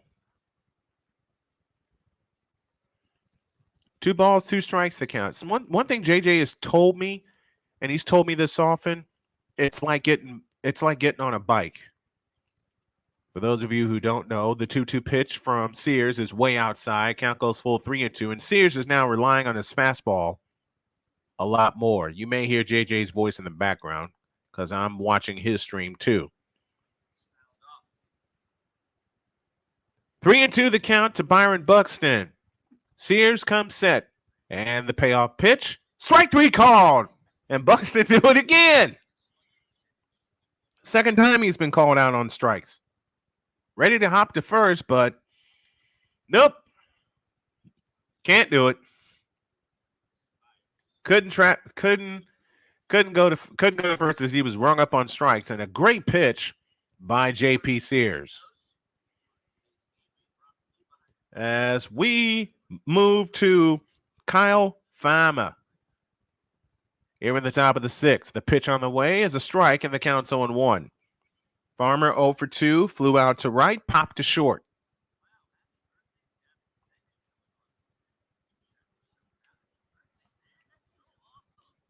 On 1 the count. Sears comes set, and the 1-strike pitch is inside. 1 ball, 1 strike. A ball, a strike, 2 down. Eric Wallace back in the house. What's up? What's up, Eric? 1-1 the count. And the pitch on the way is outside, 2-1. If you hadn't subscribed to the channel, please do so. Hit that subscribe button, hit that like button on this video, share this out with everybody. And if you are feeling so kind, please make a donation to the Snowman Stadium Tour via Super Chat or via Cash App. That's bounced foul, counts even 2-2. And the reason I want to do a stadium tour, not only to raise money for my family, but to raise money for cancer research, as I am a survivor of pancreatic cancer. 2 balls, 2 strikes to count. Your trivia question is, who's the only person to hit a grand slam in the All-Star game? 2-2 the count. To Kyle Fama. And the pitch on the way, swing and a miss, and Farmer is gone. That makes 7 strikeouts for JP Sears. And he holds on to a 3-2 lead as we go to the bottom of the 6th inning. Back in a minute.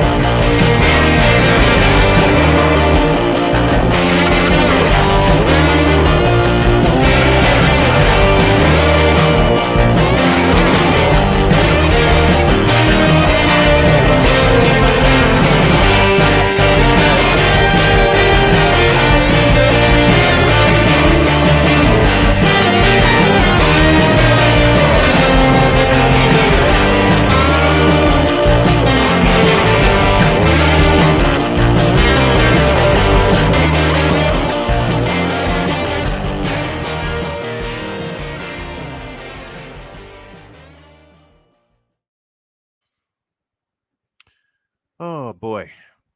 Just had myself a good snack. And we are ready to go to the bottom of the sixth inning. 3 runs, 5 hits, no errors for the Oakland A's. 2 runs, 3 hits, no errors for the Central Division leading Minnesota Twins.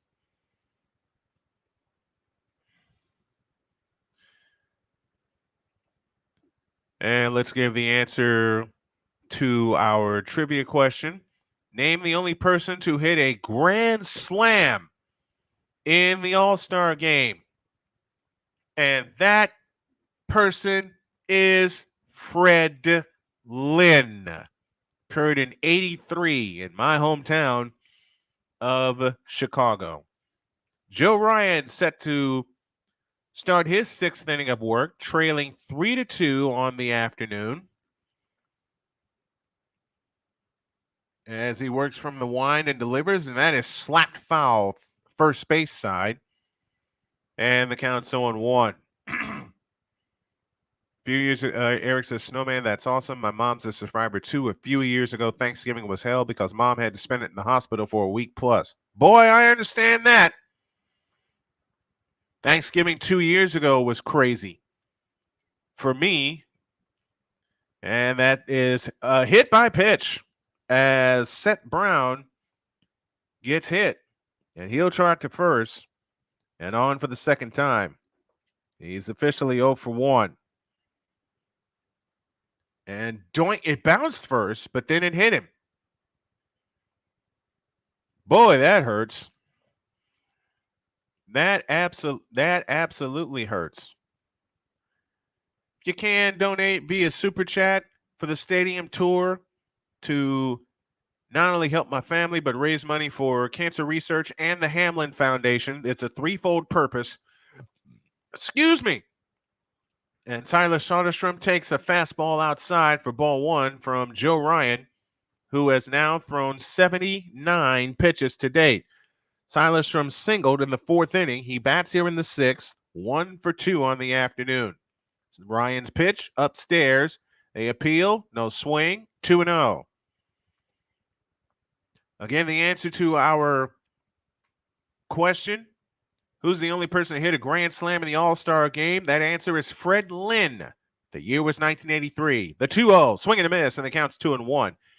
And Eric, yes, I was fighting that damn C word 2 years ago. I got diagnosed 3 days ago this month.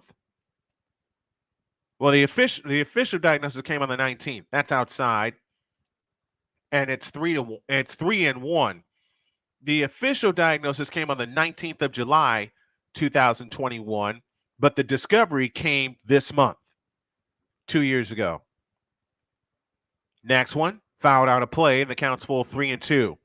So you can imagine, Eric, that the rest of 2021 was a nightmare, especially having to go through chemo and everything my wife has taught me about chemo, which I thought I learned from Dad. Payoff, slap foul out of play, we'll do it again. I thought I learned everything from Dad and how he was worn out from dealing with chemo. Boy, I had no, even with oral chemotherapy, I didn't know what was going on. It took my wife explaining it to me. A throw to first, and the runner is back. Bottom of the 6th inning, 3-2, Oakland A's with the lead. And I think this is how I'm going to do games from now on until I am fully strong to get back in the booth. And I think next season I will be. Payoff to Soderstrom, slapped foul out of play. We'll do it again with a fastball. Take a drink.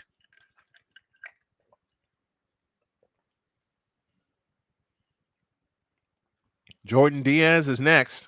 He got the scoring started with a solo home run to left field in the 2nd. The payoff again. Strike 3. No, didn't give it to him. Wow. So now 2 on and nobody out. Rocco Baldelli is wondering, where was that?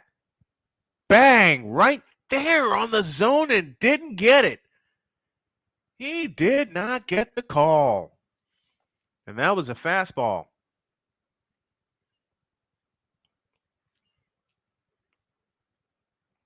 And now it prompts a meeting of the minds on the mound. The entire infield is there too. Eric Wallace says, I believe it. Those were bad times because everyone was so depressed, especially my mom, because she hated losing her hair. Man, I understand. It was depressing for everybody in my family. It was depressing because, especially after surgery, when I was weaker than a kitten, and my wife said something to me I thought she'd never say, but it was the truth. She thought I'd given up. She flat out said to me, I feel like you've quit. And from that day, in April of 22, I promised her and I promised y'all I won't quit. 2 on, nobody out. Bottom of the 6th inning. Jordan Diaz. I beg your pardon, Jordan Ryan. Jordan Diaz at the plate. He takes a ball down low, and it's 1-0. How do you all feel? How do real baseball fans feel about Statcast? I don't like it. I guess me being old and old school, did it leave the yard? 87 pitches for Ryan. He sets, kicks, and deals. Strike called, and the count's even 1-1. Big Dog says, I remember those times as well when it comes to you. Man, you know better than anybody. The only other person that knows well is my wife. That's a fastball upstairs. And the count is now 2-1 to Jordan Diaz, who homered his first time up and then has a sacrifice fly that drove in a run that at the time made it 2-0.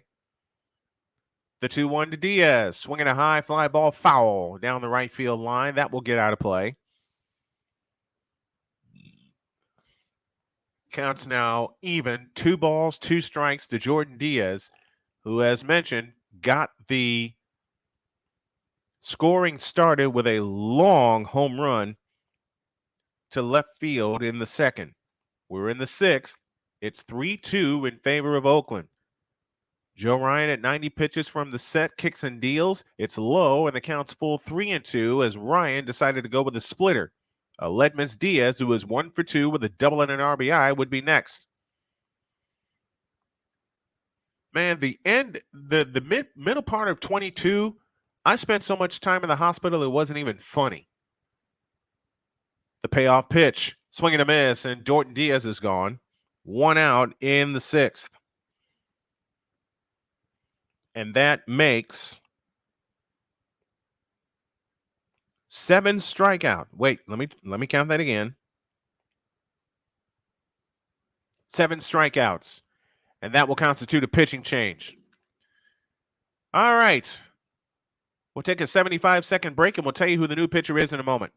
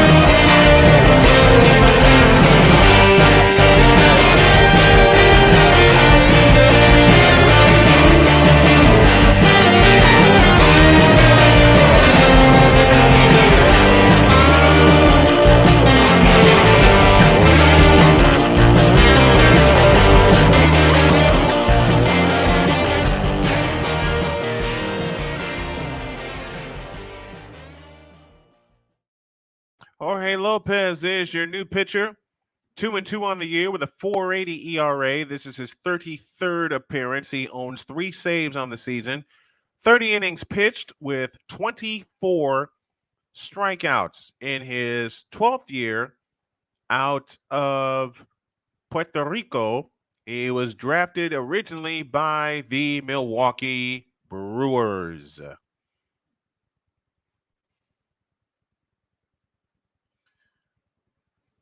And as I began to say before the pitching change happened, the latter part, no, the middle part of 2022 was a nightmare because I didn't know I didn't know what would happen next or how many more times I would have to go back to the hospital. Ryan goes 5 1/3, gives up 5 hits, 3 runs, all of them earned, walked 3, struck out 7. And now Lopez will set at the belt. The pitch to Aledmys Diaz is rocked to third, a shot or to second, double play, and that's that. One pitch, and he gets out of a jam. Wow. Wow. 5-3 on that double play. To the top of the 7th inning, 3-2 Oakland. We'll be back.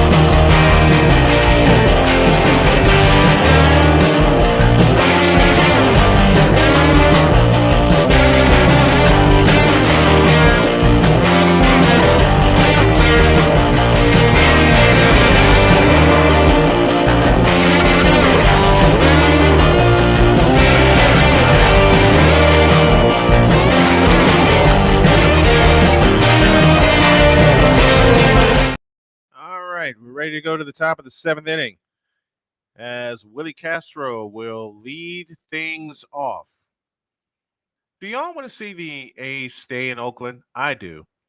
JP Sears still on the mound. Willie Castro 0 for 2 on the afternoon. He bats here in the 7th, and he swings and misses at the first pitch for strike 1.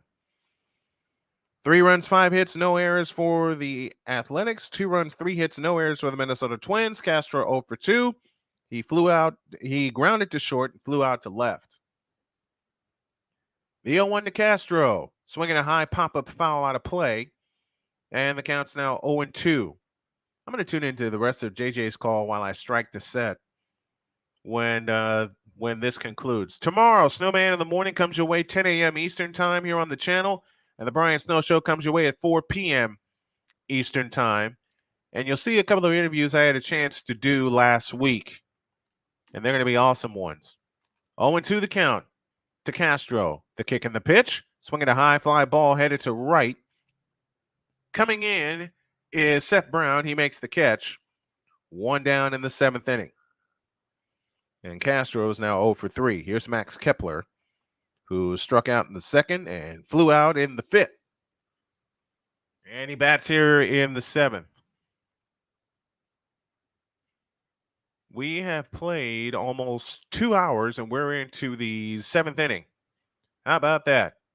Lefty to lefty, as JP Sears, who has thrown 87 pitches to date, comes home, swinging a miss, and the count's 0-1. Know what I want to see more of? Complete games. I want to see more complete games and more pitchers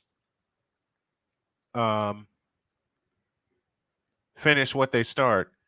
Next one, way outside. They appeal at third. No swing. Counts even. 1 ball, 1 strike.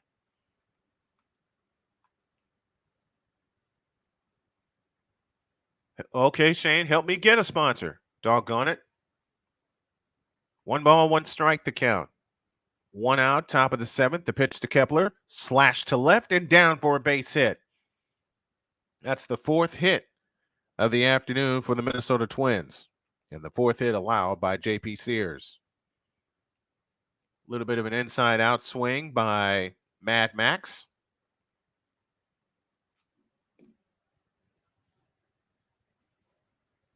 And that is probably going to be it for JP Sears.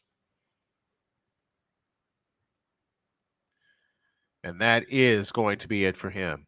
Take a 75-second break. We'll tell you the new pitcher after this.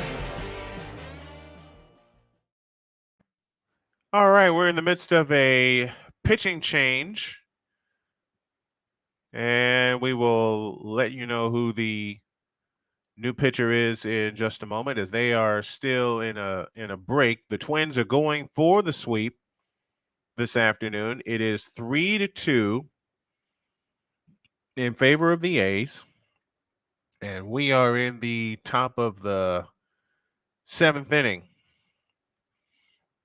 And again, to repeat a question that I asked earlier, do y'all think this is the last year for the Oakland A's?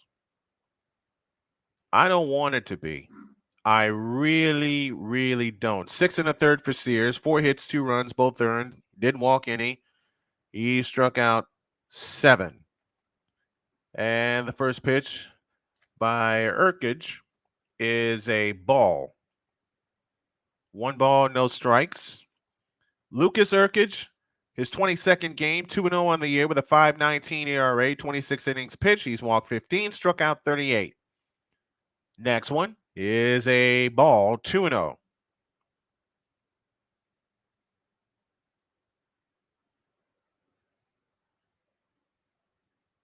Christian Vasquez is 2 for 2, a single and a home run. A home run here would give the Twins the lead, as again they look for the series sweep. Toss to first, runner back.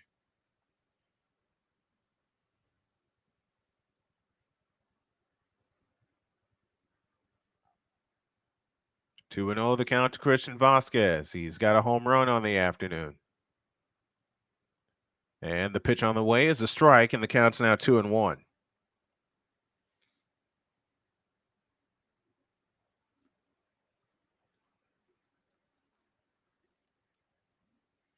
"90 pitches on the day for JP Sears. As Urkic looks in and gets a sign, comes set, delivers a strike, and the count's now even at 2-2 with a sinker. A sinker at 98. That's ridiculous. That's crazy. No other change defensively.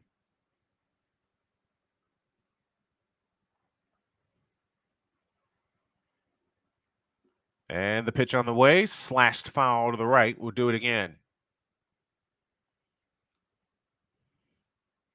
Count stays even, I beg your pardon. 2 balls, 2 strikes, 1 out, 1 on.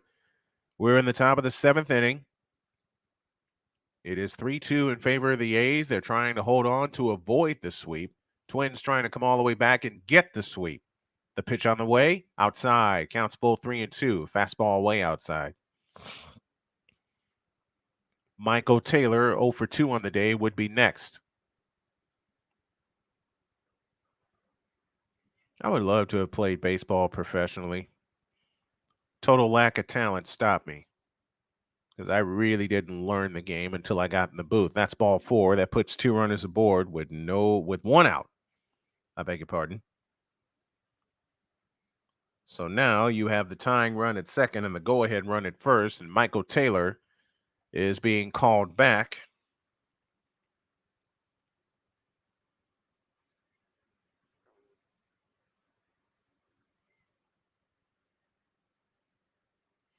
Taylor being called back to the dugout. Langoliers will give the scouting report to Ursage.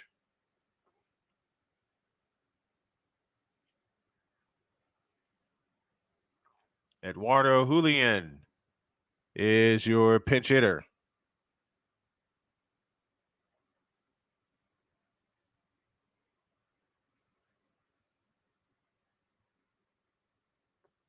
He'll step into the left-handed batter's box. 2 out. 2 on, 1 out. And this runner is the responsibility of Ursage. And the pitch to Julian swung on and missed for strike 1. I should say that's fouled away because that got a piece of Langoliers. And the trainer will jog out to take a peek at him.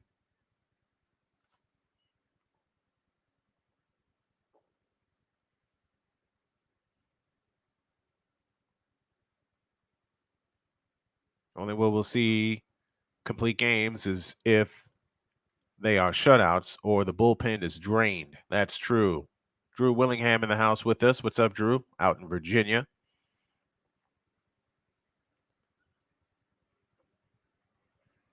The toughest position to ever play in baseball is catcher.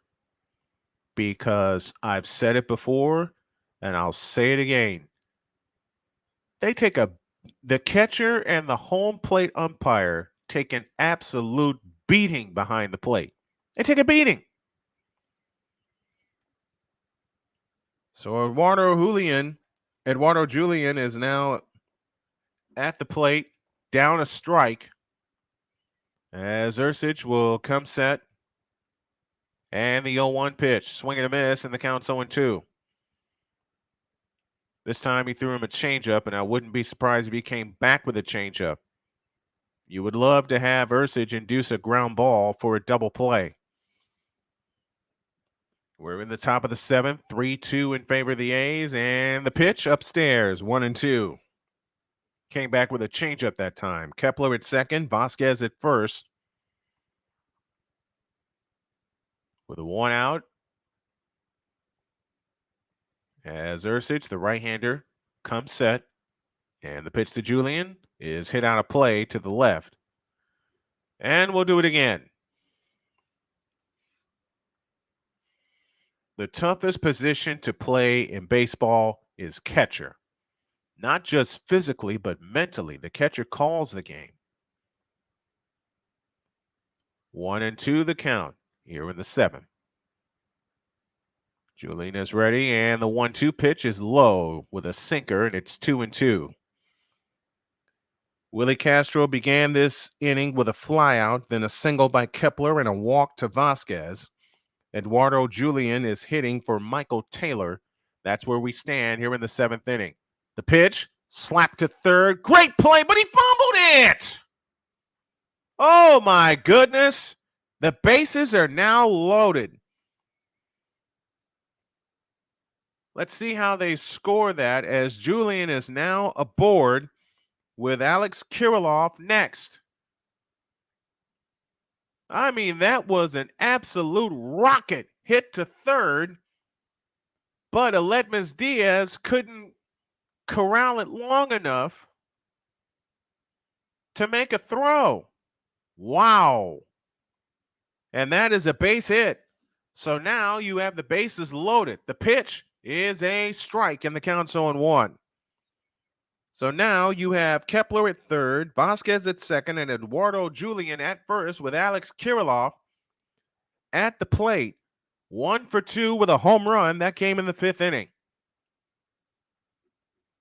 And the pitch. Slap to third. Fair ball. This could clear the bases. Down the line into the corner. Kepler scores. Vasquez around third. He scores. Heading the third and coming home. Safe at the plate is Eduardo Julian. And Kirilloff, with one pitch, has turned this game around. 5-3 Minnesota. A 3-run double that clears the bases, and the Twins have come back and they have the lead. Thank you, Alex Kirilloff, who has driven in 4 this afternoon.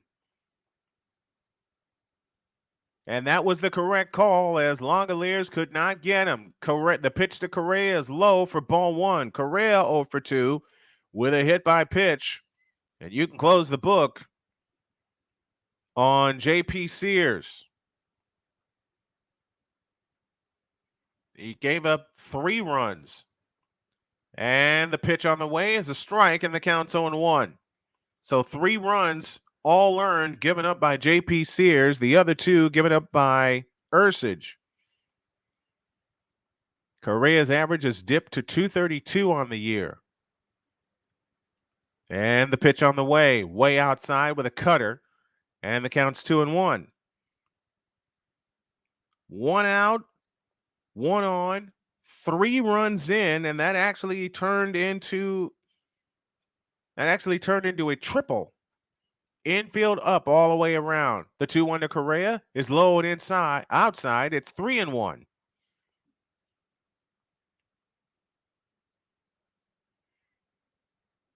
Three balls and a strike to Carlos Correa.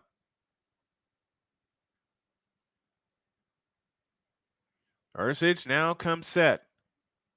And the pitch on the way. Slap to left and foul. And the count is now full at 3-2. Carlos Correa wants to get a hit so badly. Of course, anyone who knows of Correa spent most of his career with the Houston Astros, except for the last 2 years. He's been in Minnesota. Ursich, the righty, comes set. And the pitch, way inside. Correa walks. And the uprising continues for the Minnesota Twins. So now you have runners at the corners. And that is going to take us to another pitching change. We'll tell you the new pitcher in 75 seconds on Snowman Sunday Afternoon Baseball.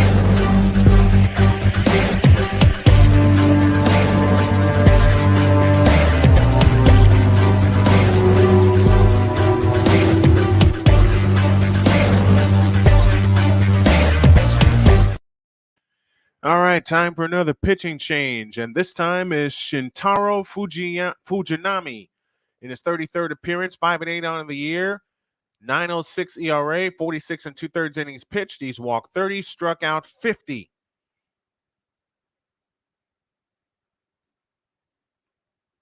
And Fujinami has inherited a mess.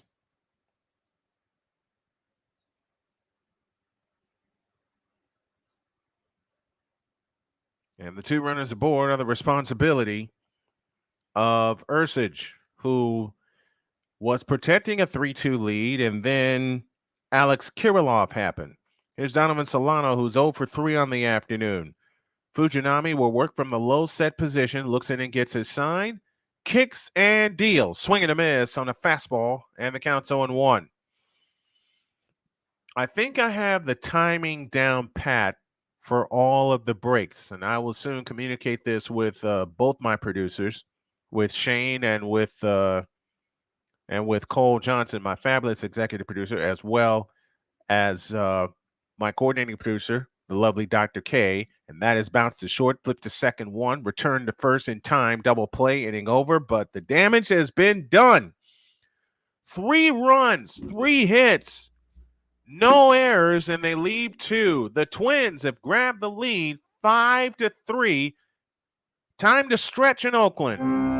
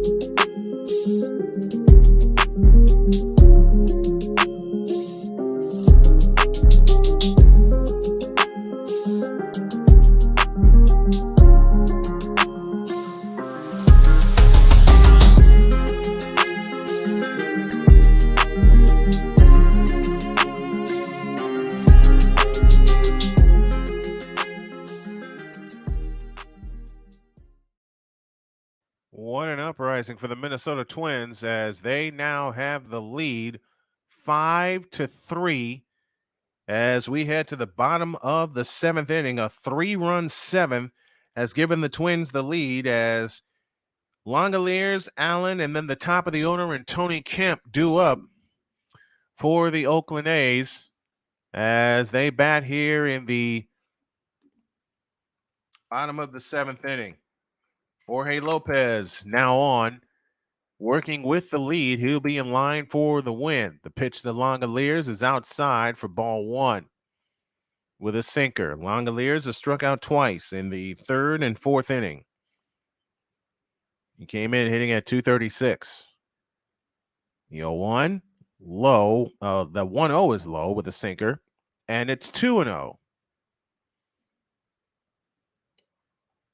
2 balls, no strikes the count.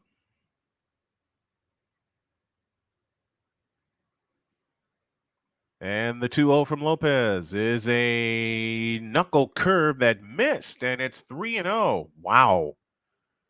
I didn't realize that missed. 3-0 the count. Nobody on, nobody out. Bottom of the 7th inning. A's trying to come back. And the 3-0 is a ball. So Langoliers walks on 4 pitches. He gets on for the first time today.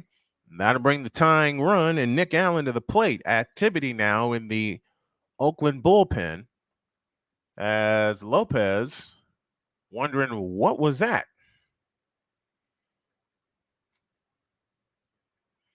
We're in the bottom of the 7th inning, 5-3 Minnesota, as we have a pinch hitter for Nick Allen, and it's Peterson that will come to the plate. in a pinch hitting role.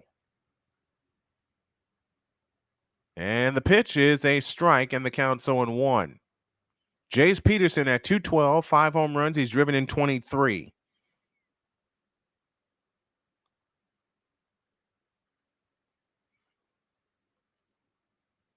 Well, Lopez is ready to Peterson, and that is slapped foul down the first base line. And the count is now even at 1-1. Or the count's now 0-2. Beg your pardon. Beg your pardon. I know I got to make sure I get things down pat. Timing, what the count is, and everything. 0-2 pitch in front with a knuckle curve that missed. And the count's now 1-2.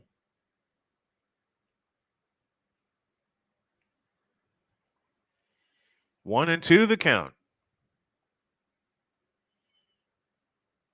Lopez from the set. Here's the 1-2 to Peterson, and that is popped foul out of play to the left. We'll do it again.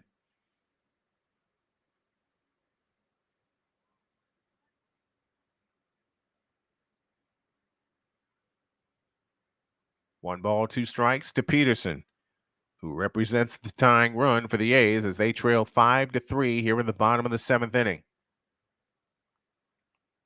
And the pitch, knuckle curve missed, and it's now even. Counts now even. 2 balls and 2 strikes.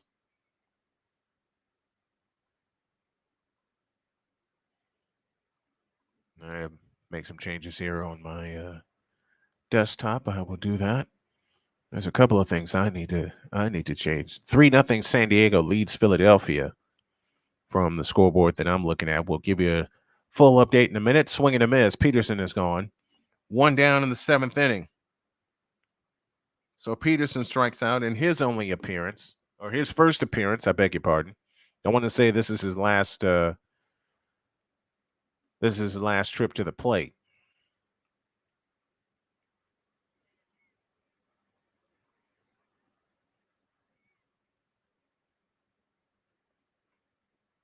So 1 out, 1 on, up to the top of the order, and Tony Kemp. And the pitch to Kemp is swung on and hit high in pop behind second base.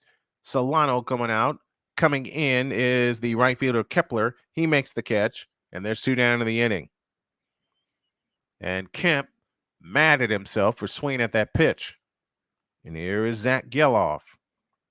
Geloff singled and scored in the 4th. That is sandwiched beyond a fly out to center and a strikeout. So Geloff is 1 for 3 on the afternoon.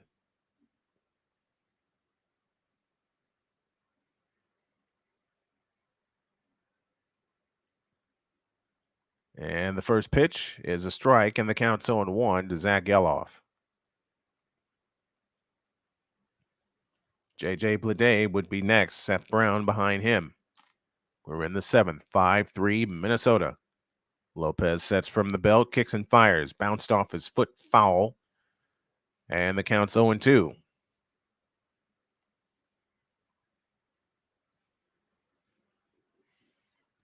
And you're right, Sears threw a decent game, but won't be in line for the win. No, he won't. 0-2 the count. 2 out, a runner at first.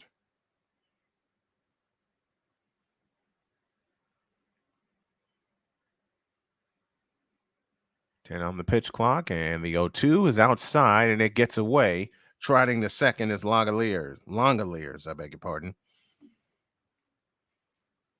So now Zach Geloff can bring the A's closer as that knuckle curve missed badly. And went it off Vasquez's glove to the backstop. 1 ball, 2 strikes. Lopez comes set. And the 1-2 slap to left, and that is foul. Doggone it, just foul.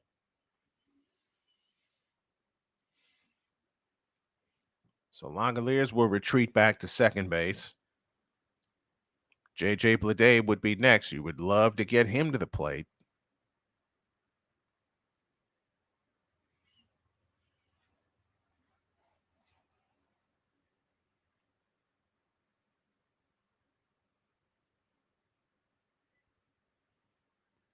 Some of the great catchers, Yadier Molina, Mike Piazza, Jorge Posada, Veritek, Carlton Fisk. You put him in the bunch too. Charles Johnson, you could put him in too. And the pitch, fouled at the plate. We'll do it again. And Geloff going up there being aggressive. Phillies have come back with a run. They now trail 3-1. And from the looks of it, they're still batting.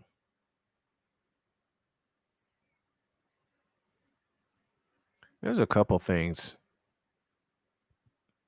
There's a couple of other things I'd love to do. And I'll have to figure out a way to add them as we go along. 5-3 Minnesota, bottom of the 7th inning. Geloff at second, 1 ball, 2 strikes, the count. And the pitch to Geloff is swung on and hit to right. Coming on is Kepler, and that is down for a base hit. Rounding third and headed home is Langoliers. Into second goes Geloff with a double, hustling all the way. 6th hit for Oakland. It's a 1-run game at 5-4. Boy, that was sky high, and Geloff was thinking double all the way. So he drives in a run along with a run scored, and here come the A's. That pitch was 1.5 feet outside. He watched it all the way back and was able to get a piece of it. And that was just out of the reach of Kirilloff and right in front of Kepler. And now we get another pitching change. Oh boy, this game's getting weirder by the second. Back in 75.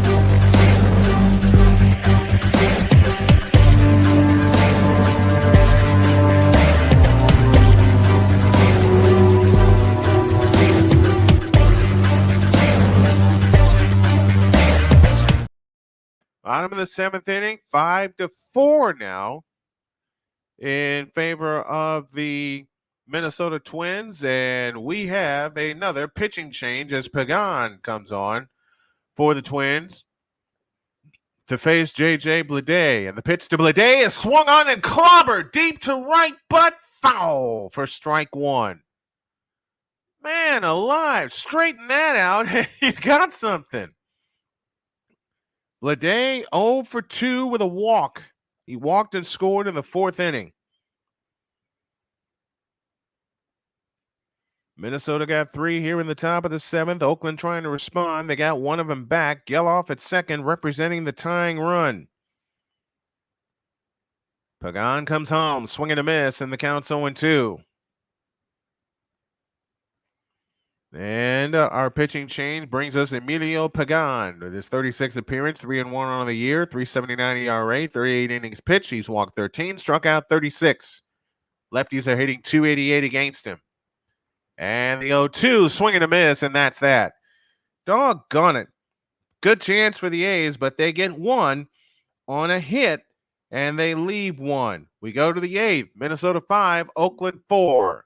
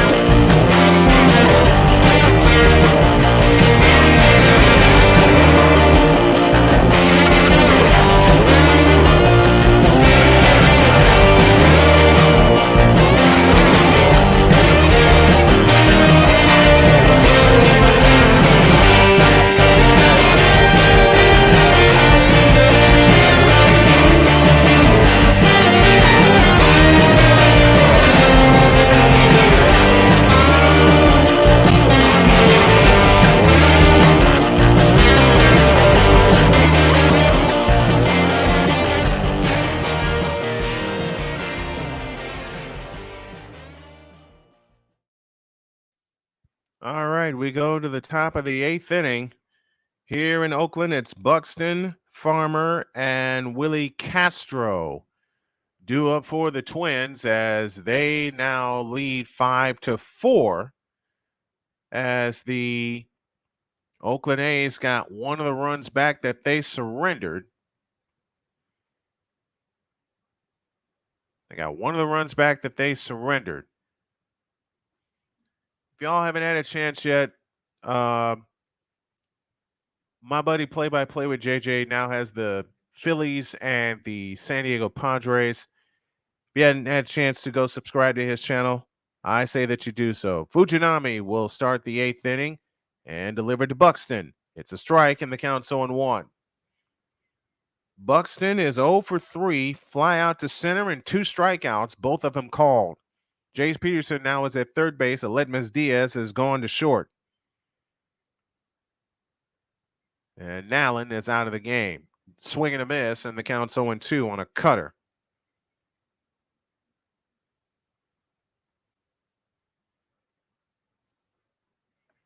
Oh, and 2 the count. Those are your defensive changes. As Buxton heads back to the batter's box, right-handed batter's box. You would think 2 of the better hitters in the lineup would have a hand in this game, and they simply have not. Buxton's 0 for 3. Next one, slapped foul, third base side. We'll do it again. Double barrel activity for the Oakland A's as Sam Long, the left-hander, is now warming up.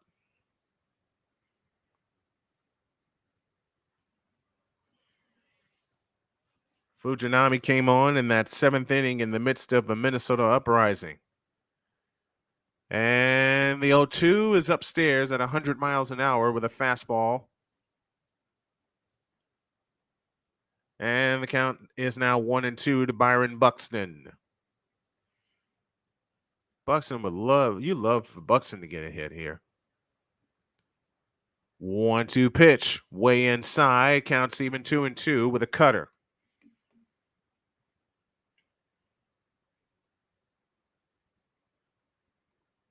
Two balls, 2 strikes, the count. And from the set position, Fujinami is ready, kicks, deals. Fouled at the plate. We'll do it again. Anyone listening in the chat, how can I broadcast through Instagram? That's the next trick I want to learn.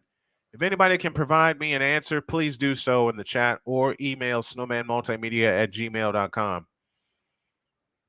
I want to find a way to do it that does not require my phone.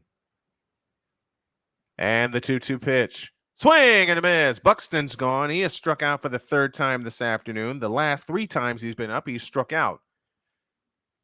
And that fastball came at 100 miles an hour. I mean, that thing was whistling.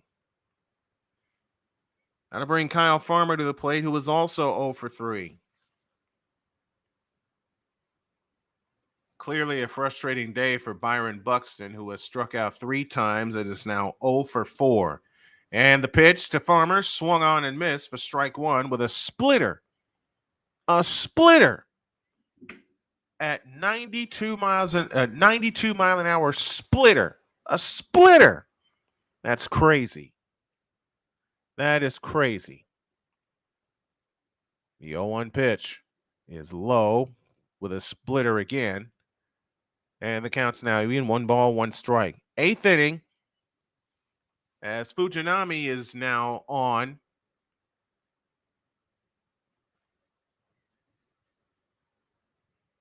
And he comes to the set position. We've played a little over 2 hours this afternoon.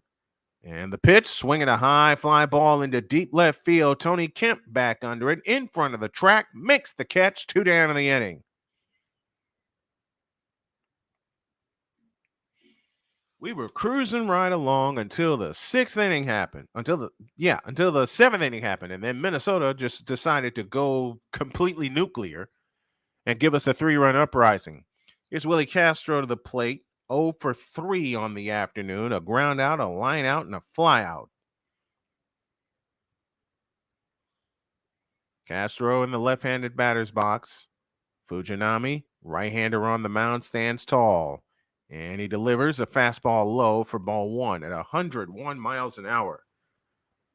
Shane Lake said Sears threw a decent game, but won't be in line for the win. No, he will not, because his bullpen surrendered the lead. From the windup, here's the pitch. Swing and a miss, and the count's even 1-1. A 96 mile an hour splitter. How do you throw a split fastball at 96 miles an hour? That's crazy. Some of the pitches that these pitchers can throw now are much different than when I was growing up. The 1-1 pitch from Fujinami. Bouncing ball headed to the right side. Second baseman up with it. Tossed to first in time. Inning order. Geloff makes the play. And that is that. 1, 2, 3 go to Minnesota Twins. A's down to their final 6 outs as they trail 5-4. We head to the bottom of the 8th on Snowman Sunday Afternoon Baseball.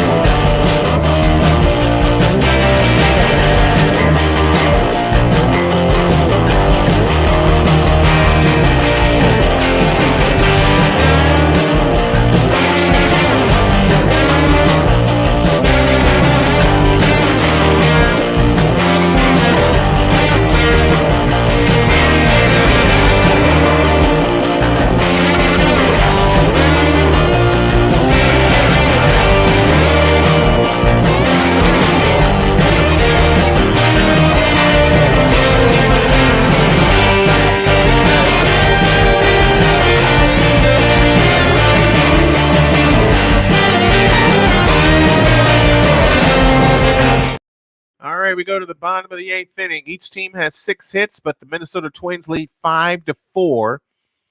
And in the bottom of the 8th, it's Seth Brown, Tyler Soderstrom, and Jordan Diaz. And the first pitch from Pagan is a ball, 1 ball, no strikes to Seth Brown, who was 0 for 1. He has walked. He was hit by a pitch, and he was forced both times.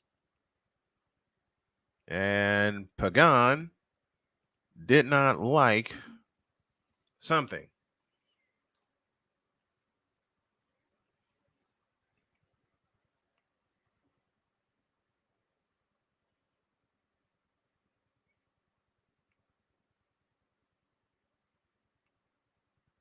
Okay.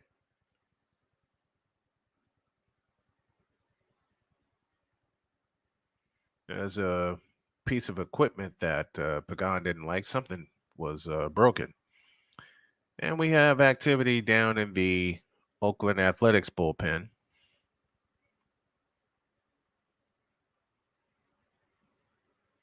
So Pagan, the right-hander, ready to step back in.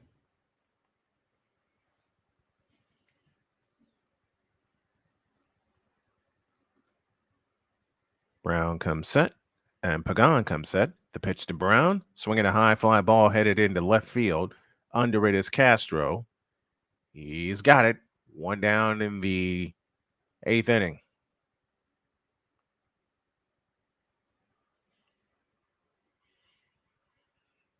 So since the A's led 3-0, Minnesota scored 5 unanswered runs. Then the A's got one back in the 7th. And San Diego's lead against Philadelphia is now sliced to 3-2. So Soderstrom at the plate. The pitch from Pagan is swung on and hit high into center field. Coming under it and making the catch is Castro, who is now in center field because Taylor was replaced. And quickly 2 down in the inning. And that means that Julian is now in left field. Eduardo Julian is now in left field. Now you got double barrel activity in the Oakland A's bullpen, a righty and a lefty. 3 pitchers now. Third pitcher of the day for the Minnesota Twins. And the pitch from Pagan is low, ball 1. What I'm also going to do is do this in pencil. I'm going to do this in pencil from here on out. Ryan Noda now at the plate for Tyler Soderstrom, and he takes one inside. It's now 2-0. Pinch inning for Jordan Diaz.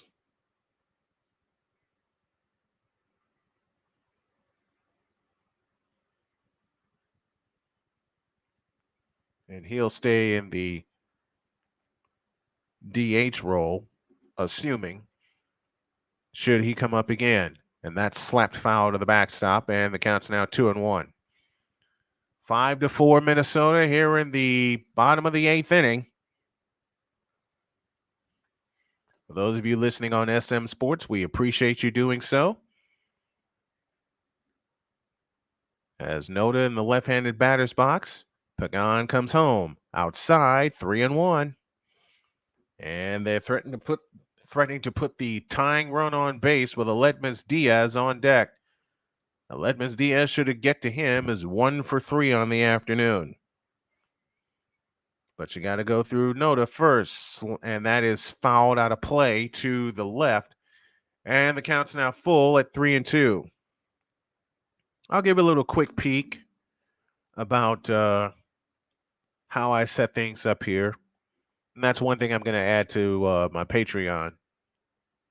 I've got to start adding that to the Patreon. I'll make sure I do that. I have to block time to do that. There's a lot of times I got to block for, which I said I was going to do, but I never do. The payoff pitch to Noda is swung on and hit in the right, and making the catch quickly is Kepler, and the inning is over. So 1 to left, 1 to center, 1 to right. We go to the top of the 9th. It's the Twins 5 and the A's 4.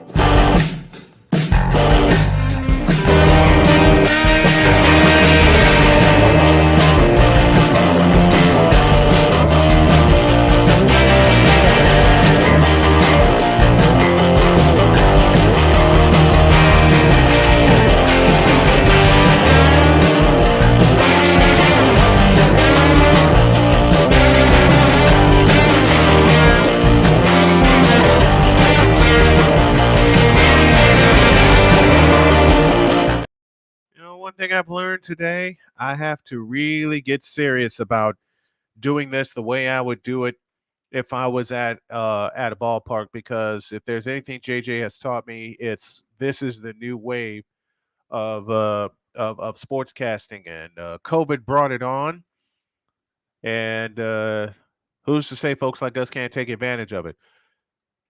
The thing that normally would worry me doesn't worry me anymore, and that's people tuning in, because I know they will. And we have another pitching change. Sam Long will step in. 28th appearance, 0-1 on the year, 2 saves and 2 opportunities with a 4.28 ERA, 33 and 2/3 innings pitched. He's walked 13, struck out 25. So the lefty will work to Kepler, and you have to wonder if this is the only batter he'll face. There's a strike and the count's 0-1. Fourth pitcher of the afternoon for the Oakland A's. 0-1, bounce foul, 0-2. We're in the top of the 9th inning. The money frame brought to you by PNC Bank, the official bank of Snowman Multimedia. No balls, 2 strikes. Nobody on, nobody out. We're in the top of the 9th inning. Can you believe how this game has flown by? 0-2, they offer, and no swing. As Johan Duran is now throwing for the Minnesota Twins. 1 ball, 2 strikes. The kick from Long and the pitch, swinging a bouncing ball right side. Up with a Geloff, tossed to first is in time. 1 down in the 9th inning.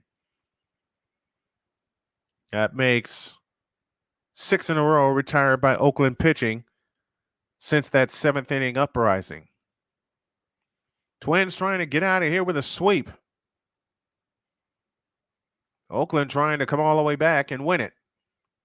Christian Vasquez, who got Minnesota on the board with their first run being a home run, takes a curveball for a strike, and it's 0-1. He's 2 for 2, a single, a home run, a walk, and he scored 2 runs. And he's driven in 1. From the windup, the 0-1, curveball strike, and it's 0-2.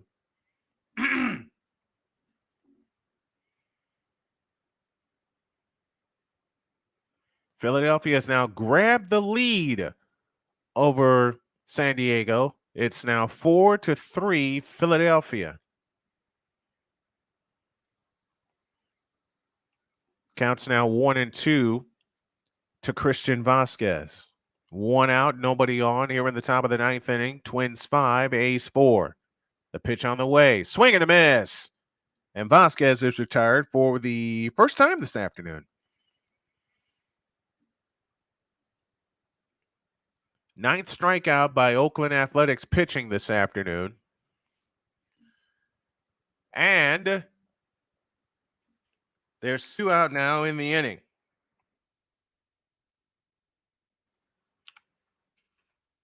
Give you a preview of our next game here in just a moment. Here's the pitch, low for ball 1. Joey Gallo now at the plate.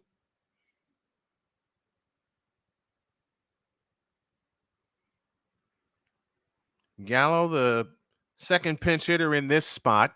There's a curveball that missed, and it's 2-0.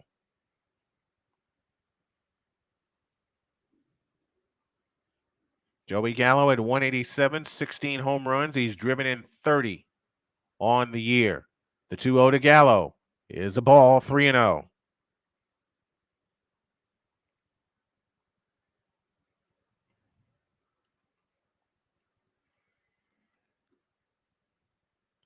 We'll either be back here in Oakland for the Astros and the Athletics. There is a ball, and Gallo walks on 4 pitches. So there goes that 1-2-3 inning idea. Or we'll be in Anaheim for the Pirates and the Angels. We'll let you know the game. Pay attention to snowmanmultimediasports.com for the game that we will do. Or we may take a trip to T-Mobile Park for the Blue Jays and the Mariners. Those are the 3 games that we are looking at for next week. Here's a pitch, upstairs, strike, and the count's 0-1. to Alec Kirilloff, who delivered the biggest blow of the game, a 3-run double to give the Twins the lead. And I hear a pumpkin meowing next to me. The 0-1 to Kirilloff, swinging a foul out of play, and the count's 0-2. I'm thinking Pirates and Angels from Anaheim Stadium. We will definitely keep you updated on that. Also thinking the world champions and the Oakland Athletics here at the Coliseum. That curveball missed, and it's 1-2 to Alex Kirilloff. And Kirilloff delivered the biggest blow of the game, as I mentioned, with a 3-run smash down the left field line that drove in, that cleared the bases.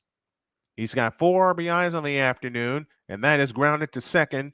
Geloff throws to first. That's in time, and the inning is over. No runs, no hits, no errors. And 1 man left. The A's are down to their final 3 outs as we go to the bottom of the 9th. Minnesota 5 and the Oakland A's 4.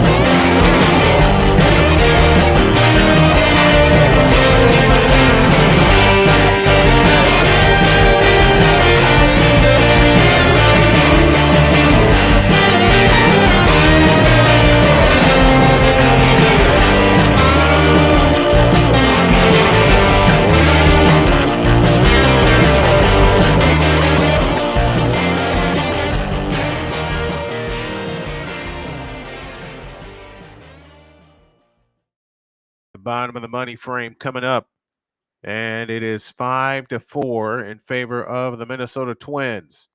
They've used Ryan and then Jorge Lopez and Pagan as their 3 pitchers this afternoon. Each team 6 hits on the board, as the Athletics are now in their 35th 1-run game. That's third most in the league. 5 teams, the Reds, the Indians, the Athletics, the White Sox, and the Royals have all played in 1-run games. And Johan Duran will be the 4th and maybe final pitcher of the afternoon. 34th appearance, 2-4 on the year with 14 saves, 2.23 ERA, 36 in the 3rd innings pitched. He's walked 15, struck out 47. And the last 3 hopes for the Oakland A's are Letmus Diaz, Shea Langoliers, and Jace Peterson. Those are your scheduled hitters here in the bottom of the 9th inning. As we get ready to go, Letmus Diaz is 1 for 3. A line out, a fly out, and a run-scoring double. From the chest tie wine, a fastball swung on and missed by by Diaz, who's hitting at 211 on the year. It's 0-1. Duran is ready. From the chest tie wine, here's the pitch. Swinging a foul, and the count's 0-2. And I think I know the game that we're going to do next week. I'm thinking it's Astros and Athletics. I will confirm it here in just a moment. I'll confirm it during our post-game show as well. Just want to be sure we get the right game to you. 0-2. And that's bounced foul, third base side. And the count stays where it is at 0-2.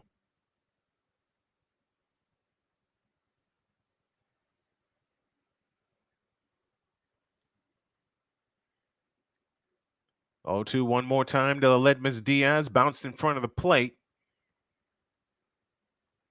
And the count's now 1-2.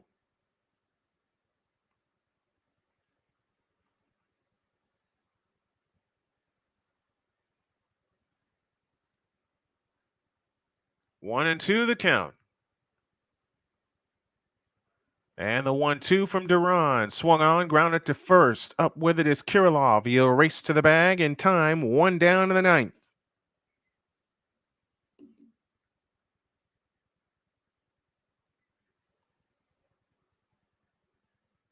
And I think we got our next game. Our next game, I just saw it, will be the A's and the Astros. That is next Sunday at 4:07 for the first pitch.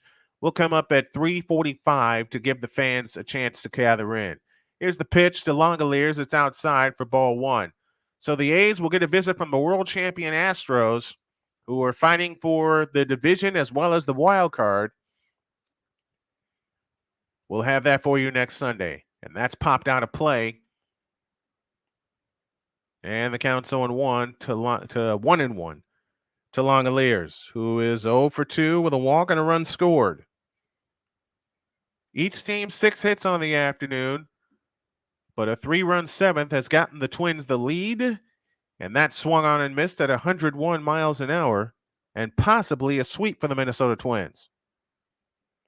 Philadelphia now leads San Diego 5-3. We'll give you one final run through the scoreboard before we wrap things up here. And maybe a little visit with JJ before we get on out of here. 1-2 the count. The kick and the pitch. Swinging a high fly ball headed into deep right center field. Back at the track of the wall. It's off the wall. Gathering in is Castro. Into second, Langoliers with a 1-out double. And the tying run is aboard for the Oakland A's.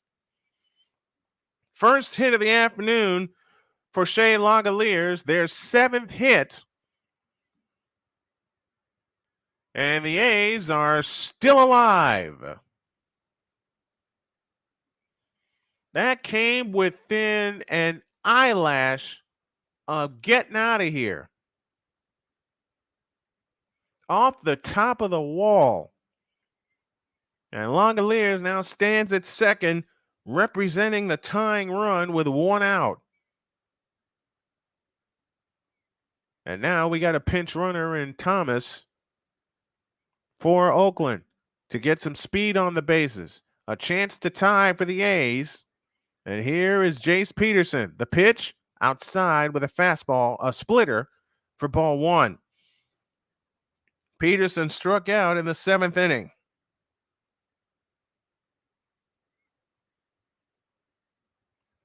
And now activity in the Oakland bullpen just in case it goes extras. The pitch is inside with a curveball, and it's now 2-0. Top of the order, and Tony Kemp would be next. And should it get that far, Zach Geloff would be next. And now we get a quick meeting on the mound. Baltimore has beaten Miami 5-4. The White Sox beat the Atlanta Braves, the Major League leading Atlanta Braves, by a final of 8-1. And that's 2 out of 3 for the White Sox in Atlanta. Go figure. In a season that looks all but lost on the South Side, they get 2 of 3 from the best team in the league. And now Soderstrom may be coming back in to catch. What? Figure this one out. 2-0 the count. And now the A's are trying to end it. Here and now. Peterson, left-handed batter's box. Duran is set. The kick, the pitch. Slapped foul with an excuse me swing, and it's 2-1. Top of the order, and Tony Kemp due next. Oakland now has 7 hits on the afternoon. Minnesota has 6, but the Minnesota has the most important lead on the board, and that's in the scoreboard. It's 5-4 Twins in the ninth. The pitch upstairs, 3-1 to Jace Peterson, as Duran missed upstairs with a fastball.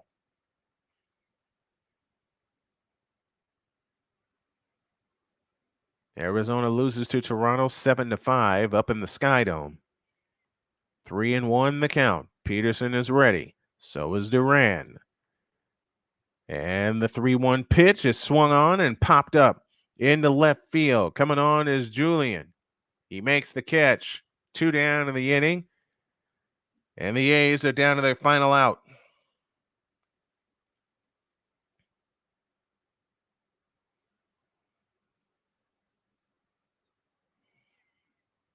Two down to Tony Kemp. And Kemp on the afternoon is 1 for 4. He singled in the 5th inning, swiped a base, but was left there. They had a chance to add on, but Ryan wound up striking out the side. The pitch to Kemp is outside with a splitter for ball 1. Should it get to Geloff, he would be next. In the last 24 games, Kemp is batting .313 on the year, and the A's would love a rally right here with the tying run at second base and 2 down in the inning. From the set, here's the pitch. Inside corner, they appeal. No swing. 2-0 to Kemp. And Duran is firing some seeds. That came at 102 miles an hour. Philadelphia leads San Diego 5-3. That's one game we're keeping our eye on with our buddy Jason Joseph, providing the call there. Here's the pitch. Breaking ball strike, and it's 2-1 with a splitter. Tell me how a splitter can run at 97 miles an hour. Tell me how that is possible. I do not know how these pitchers do it. I am amazed. 2-1 the count. And the 2-1 to Kemp, swinging a drive towards center field and caught by Castro, and the inning and the game is over. So Oakland gets the tying run on base, but unfortunately he is left at second, and that is your ball game. Your final score: the Minnesota Twins 5, the Oakland Athletics 4. And we will come back in 75 seconds with a quick wrap up and get you ready for next Sunday right here in the Coliseum and here in studio. Back in a minute.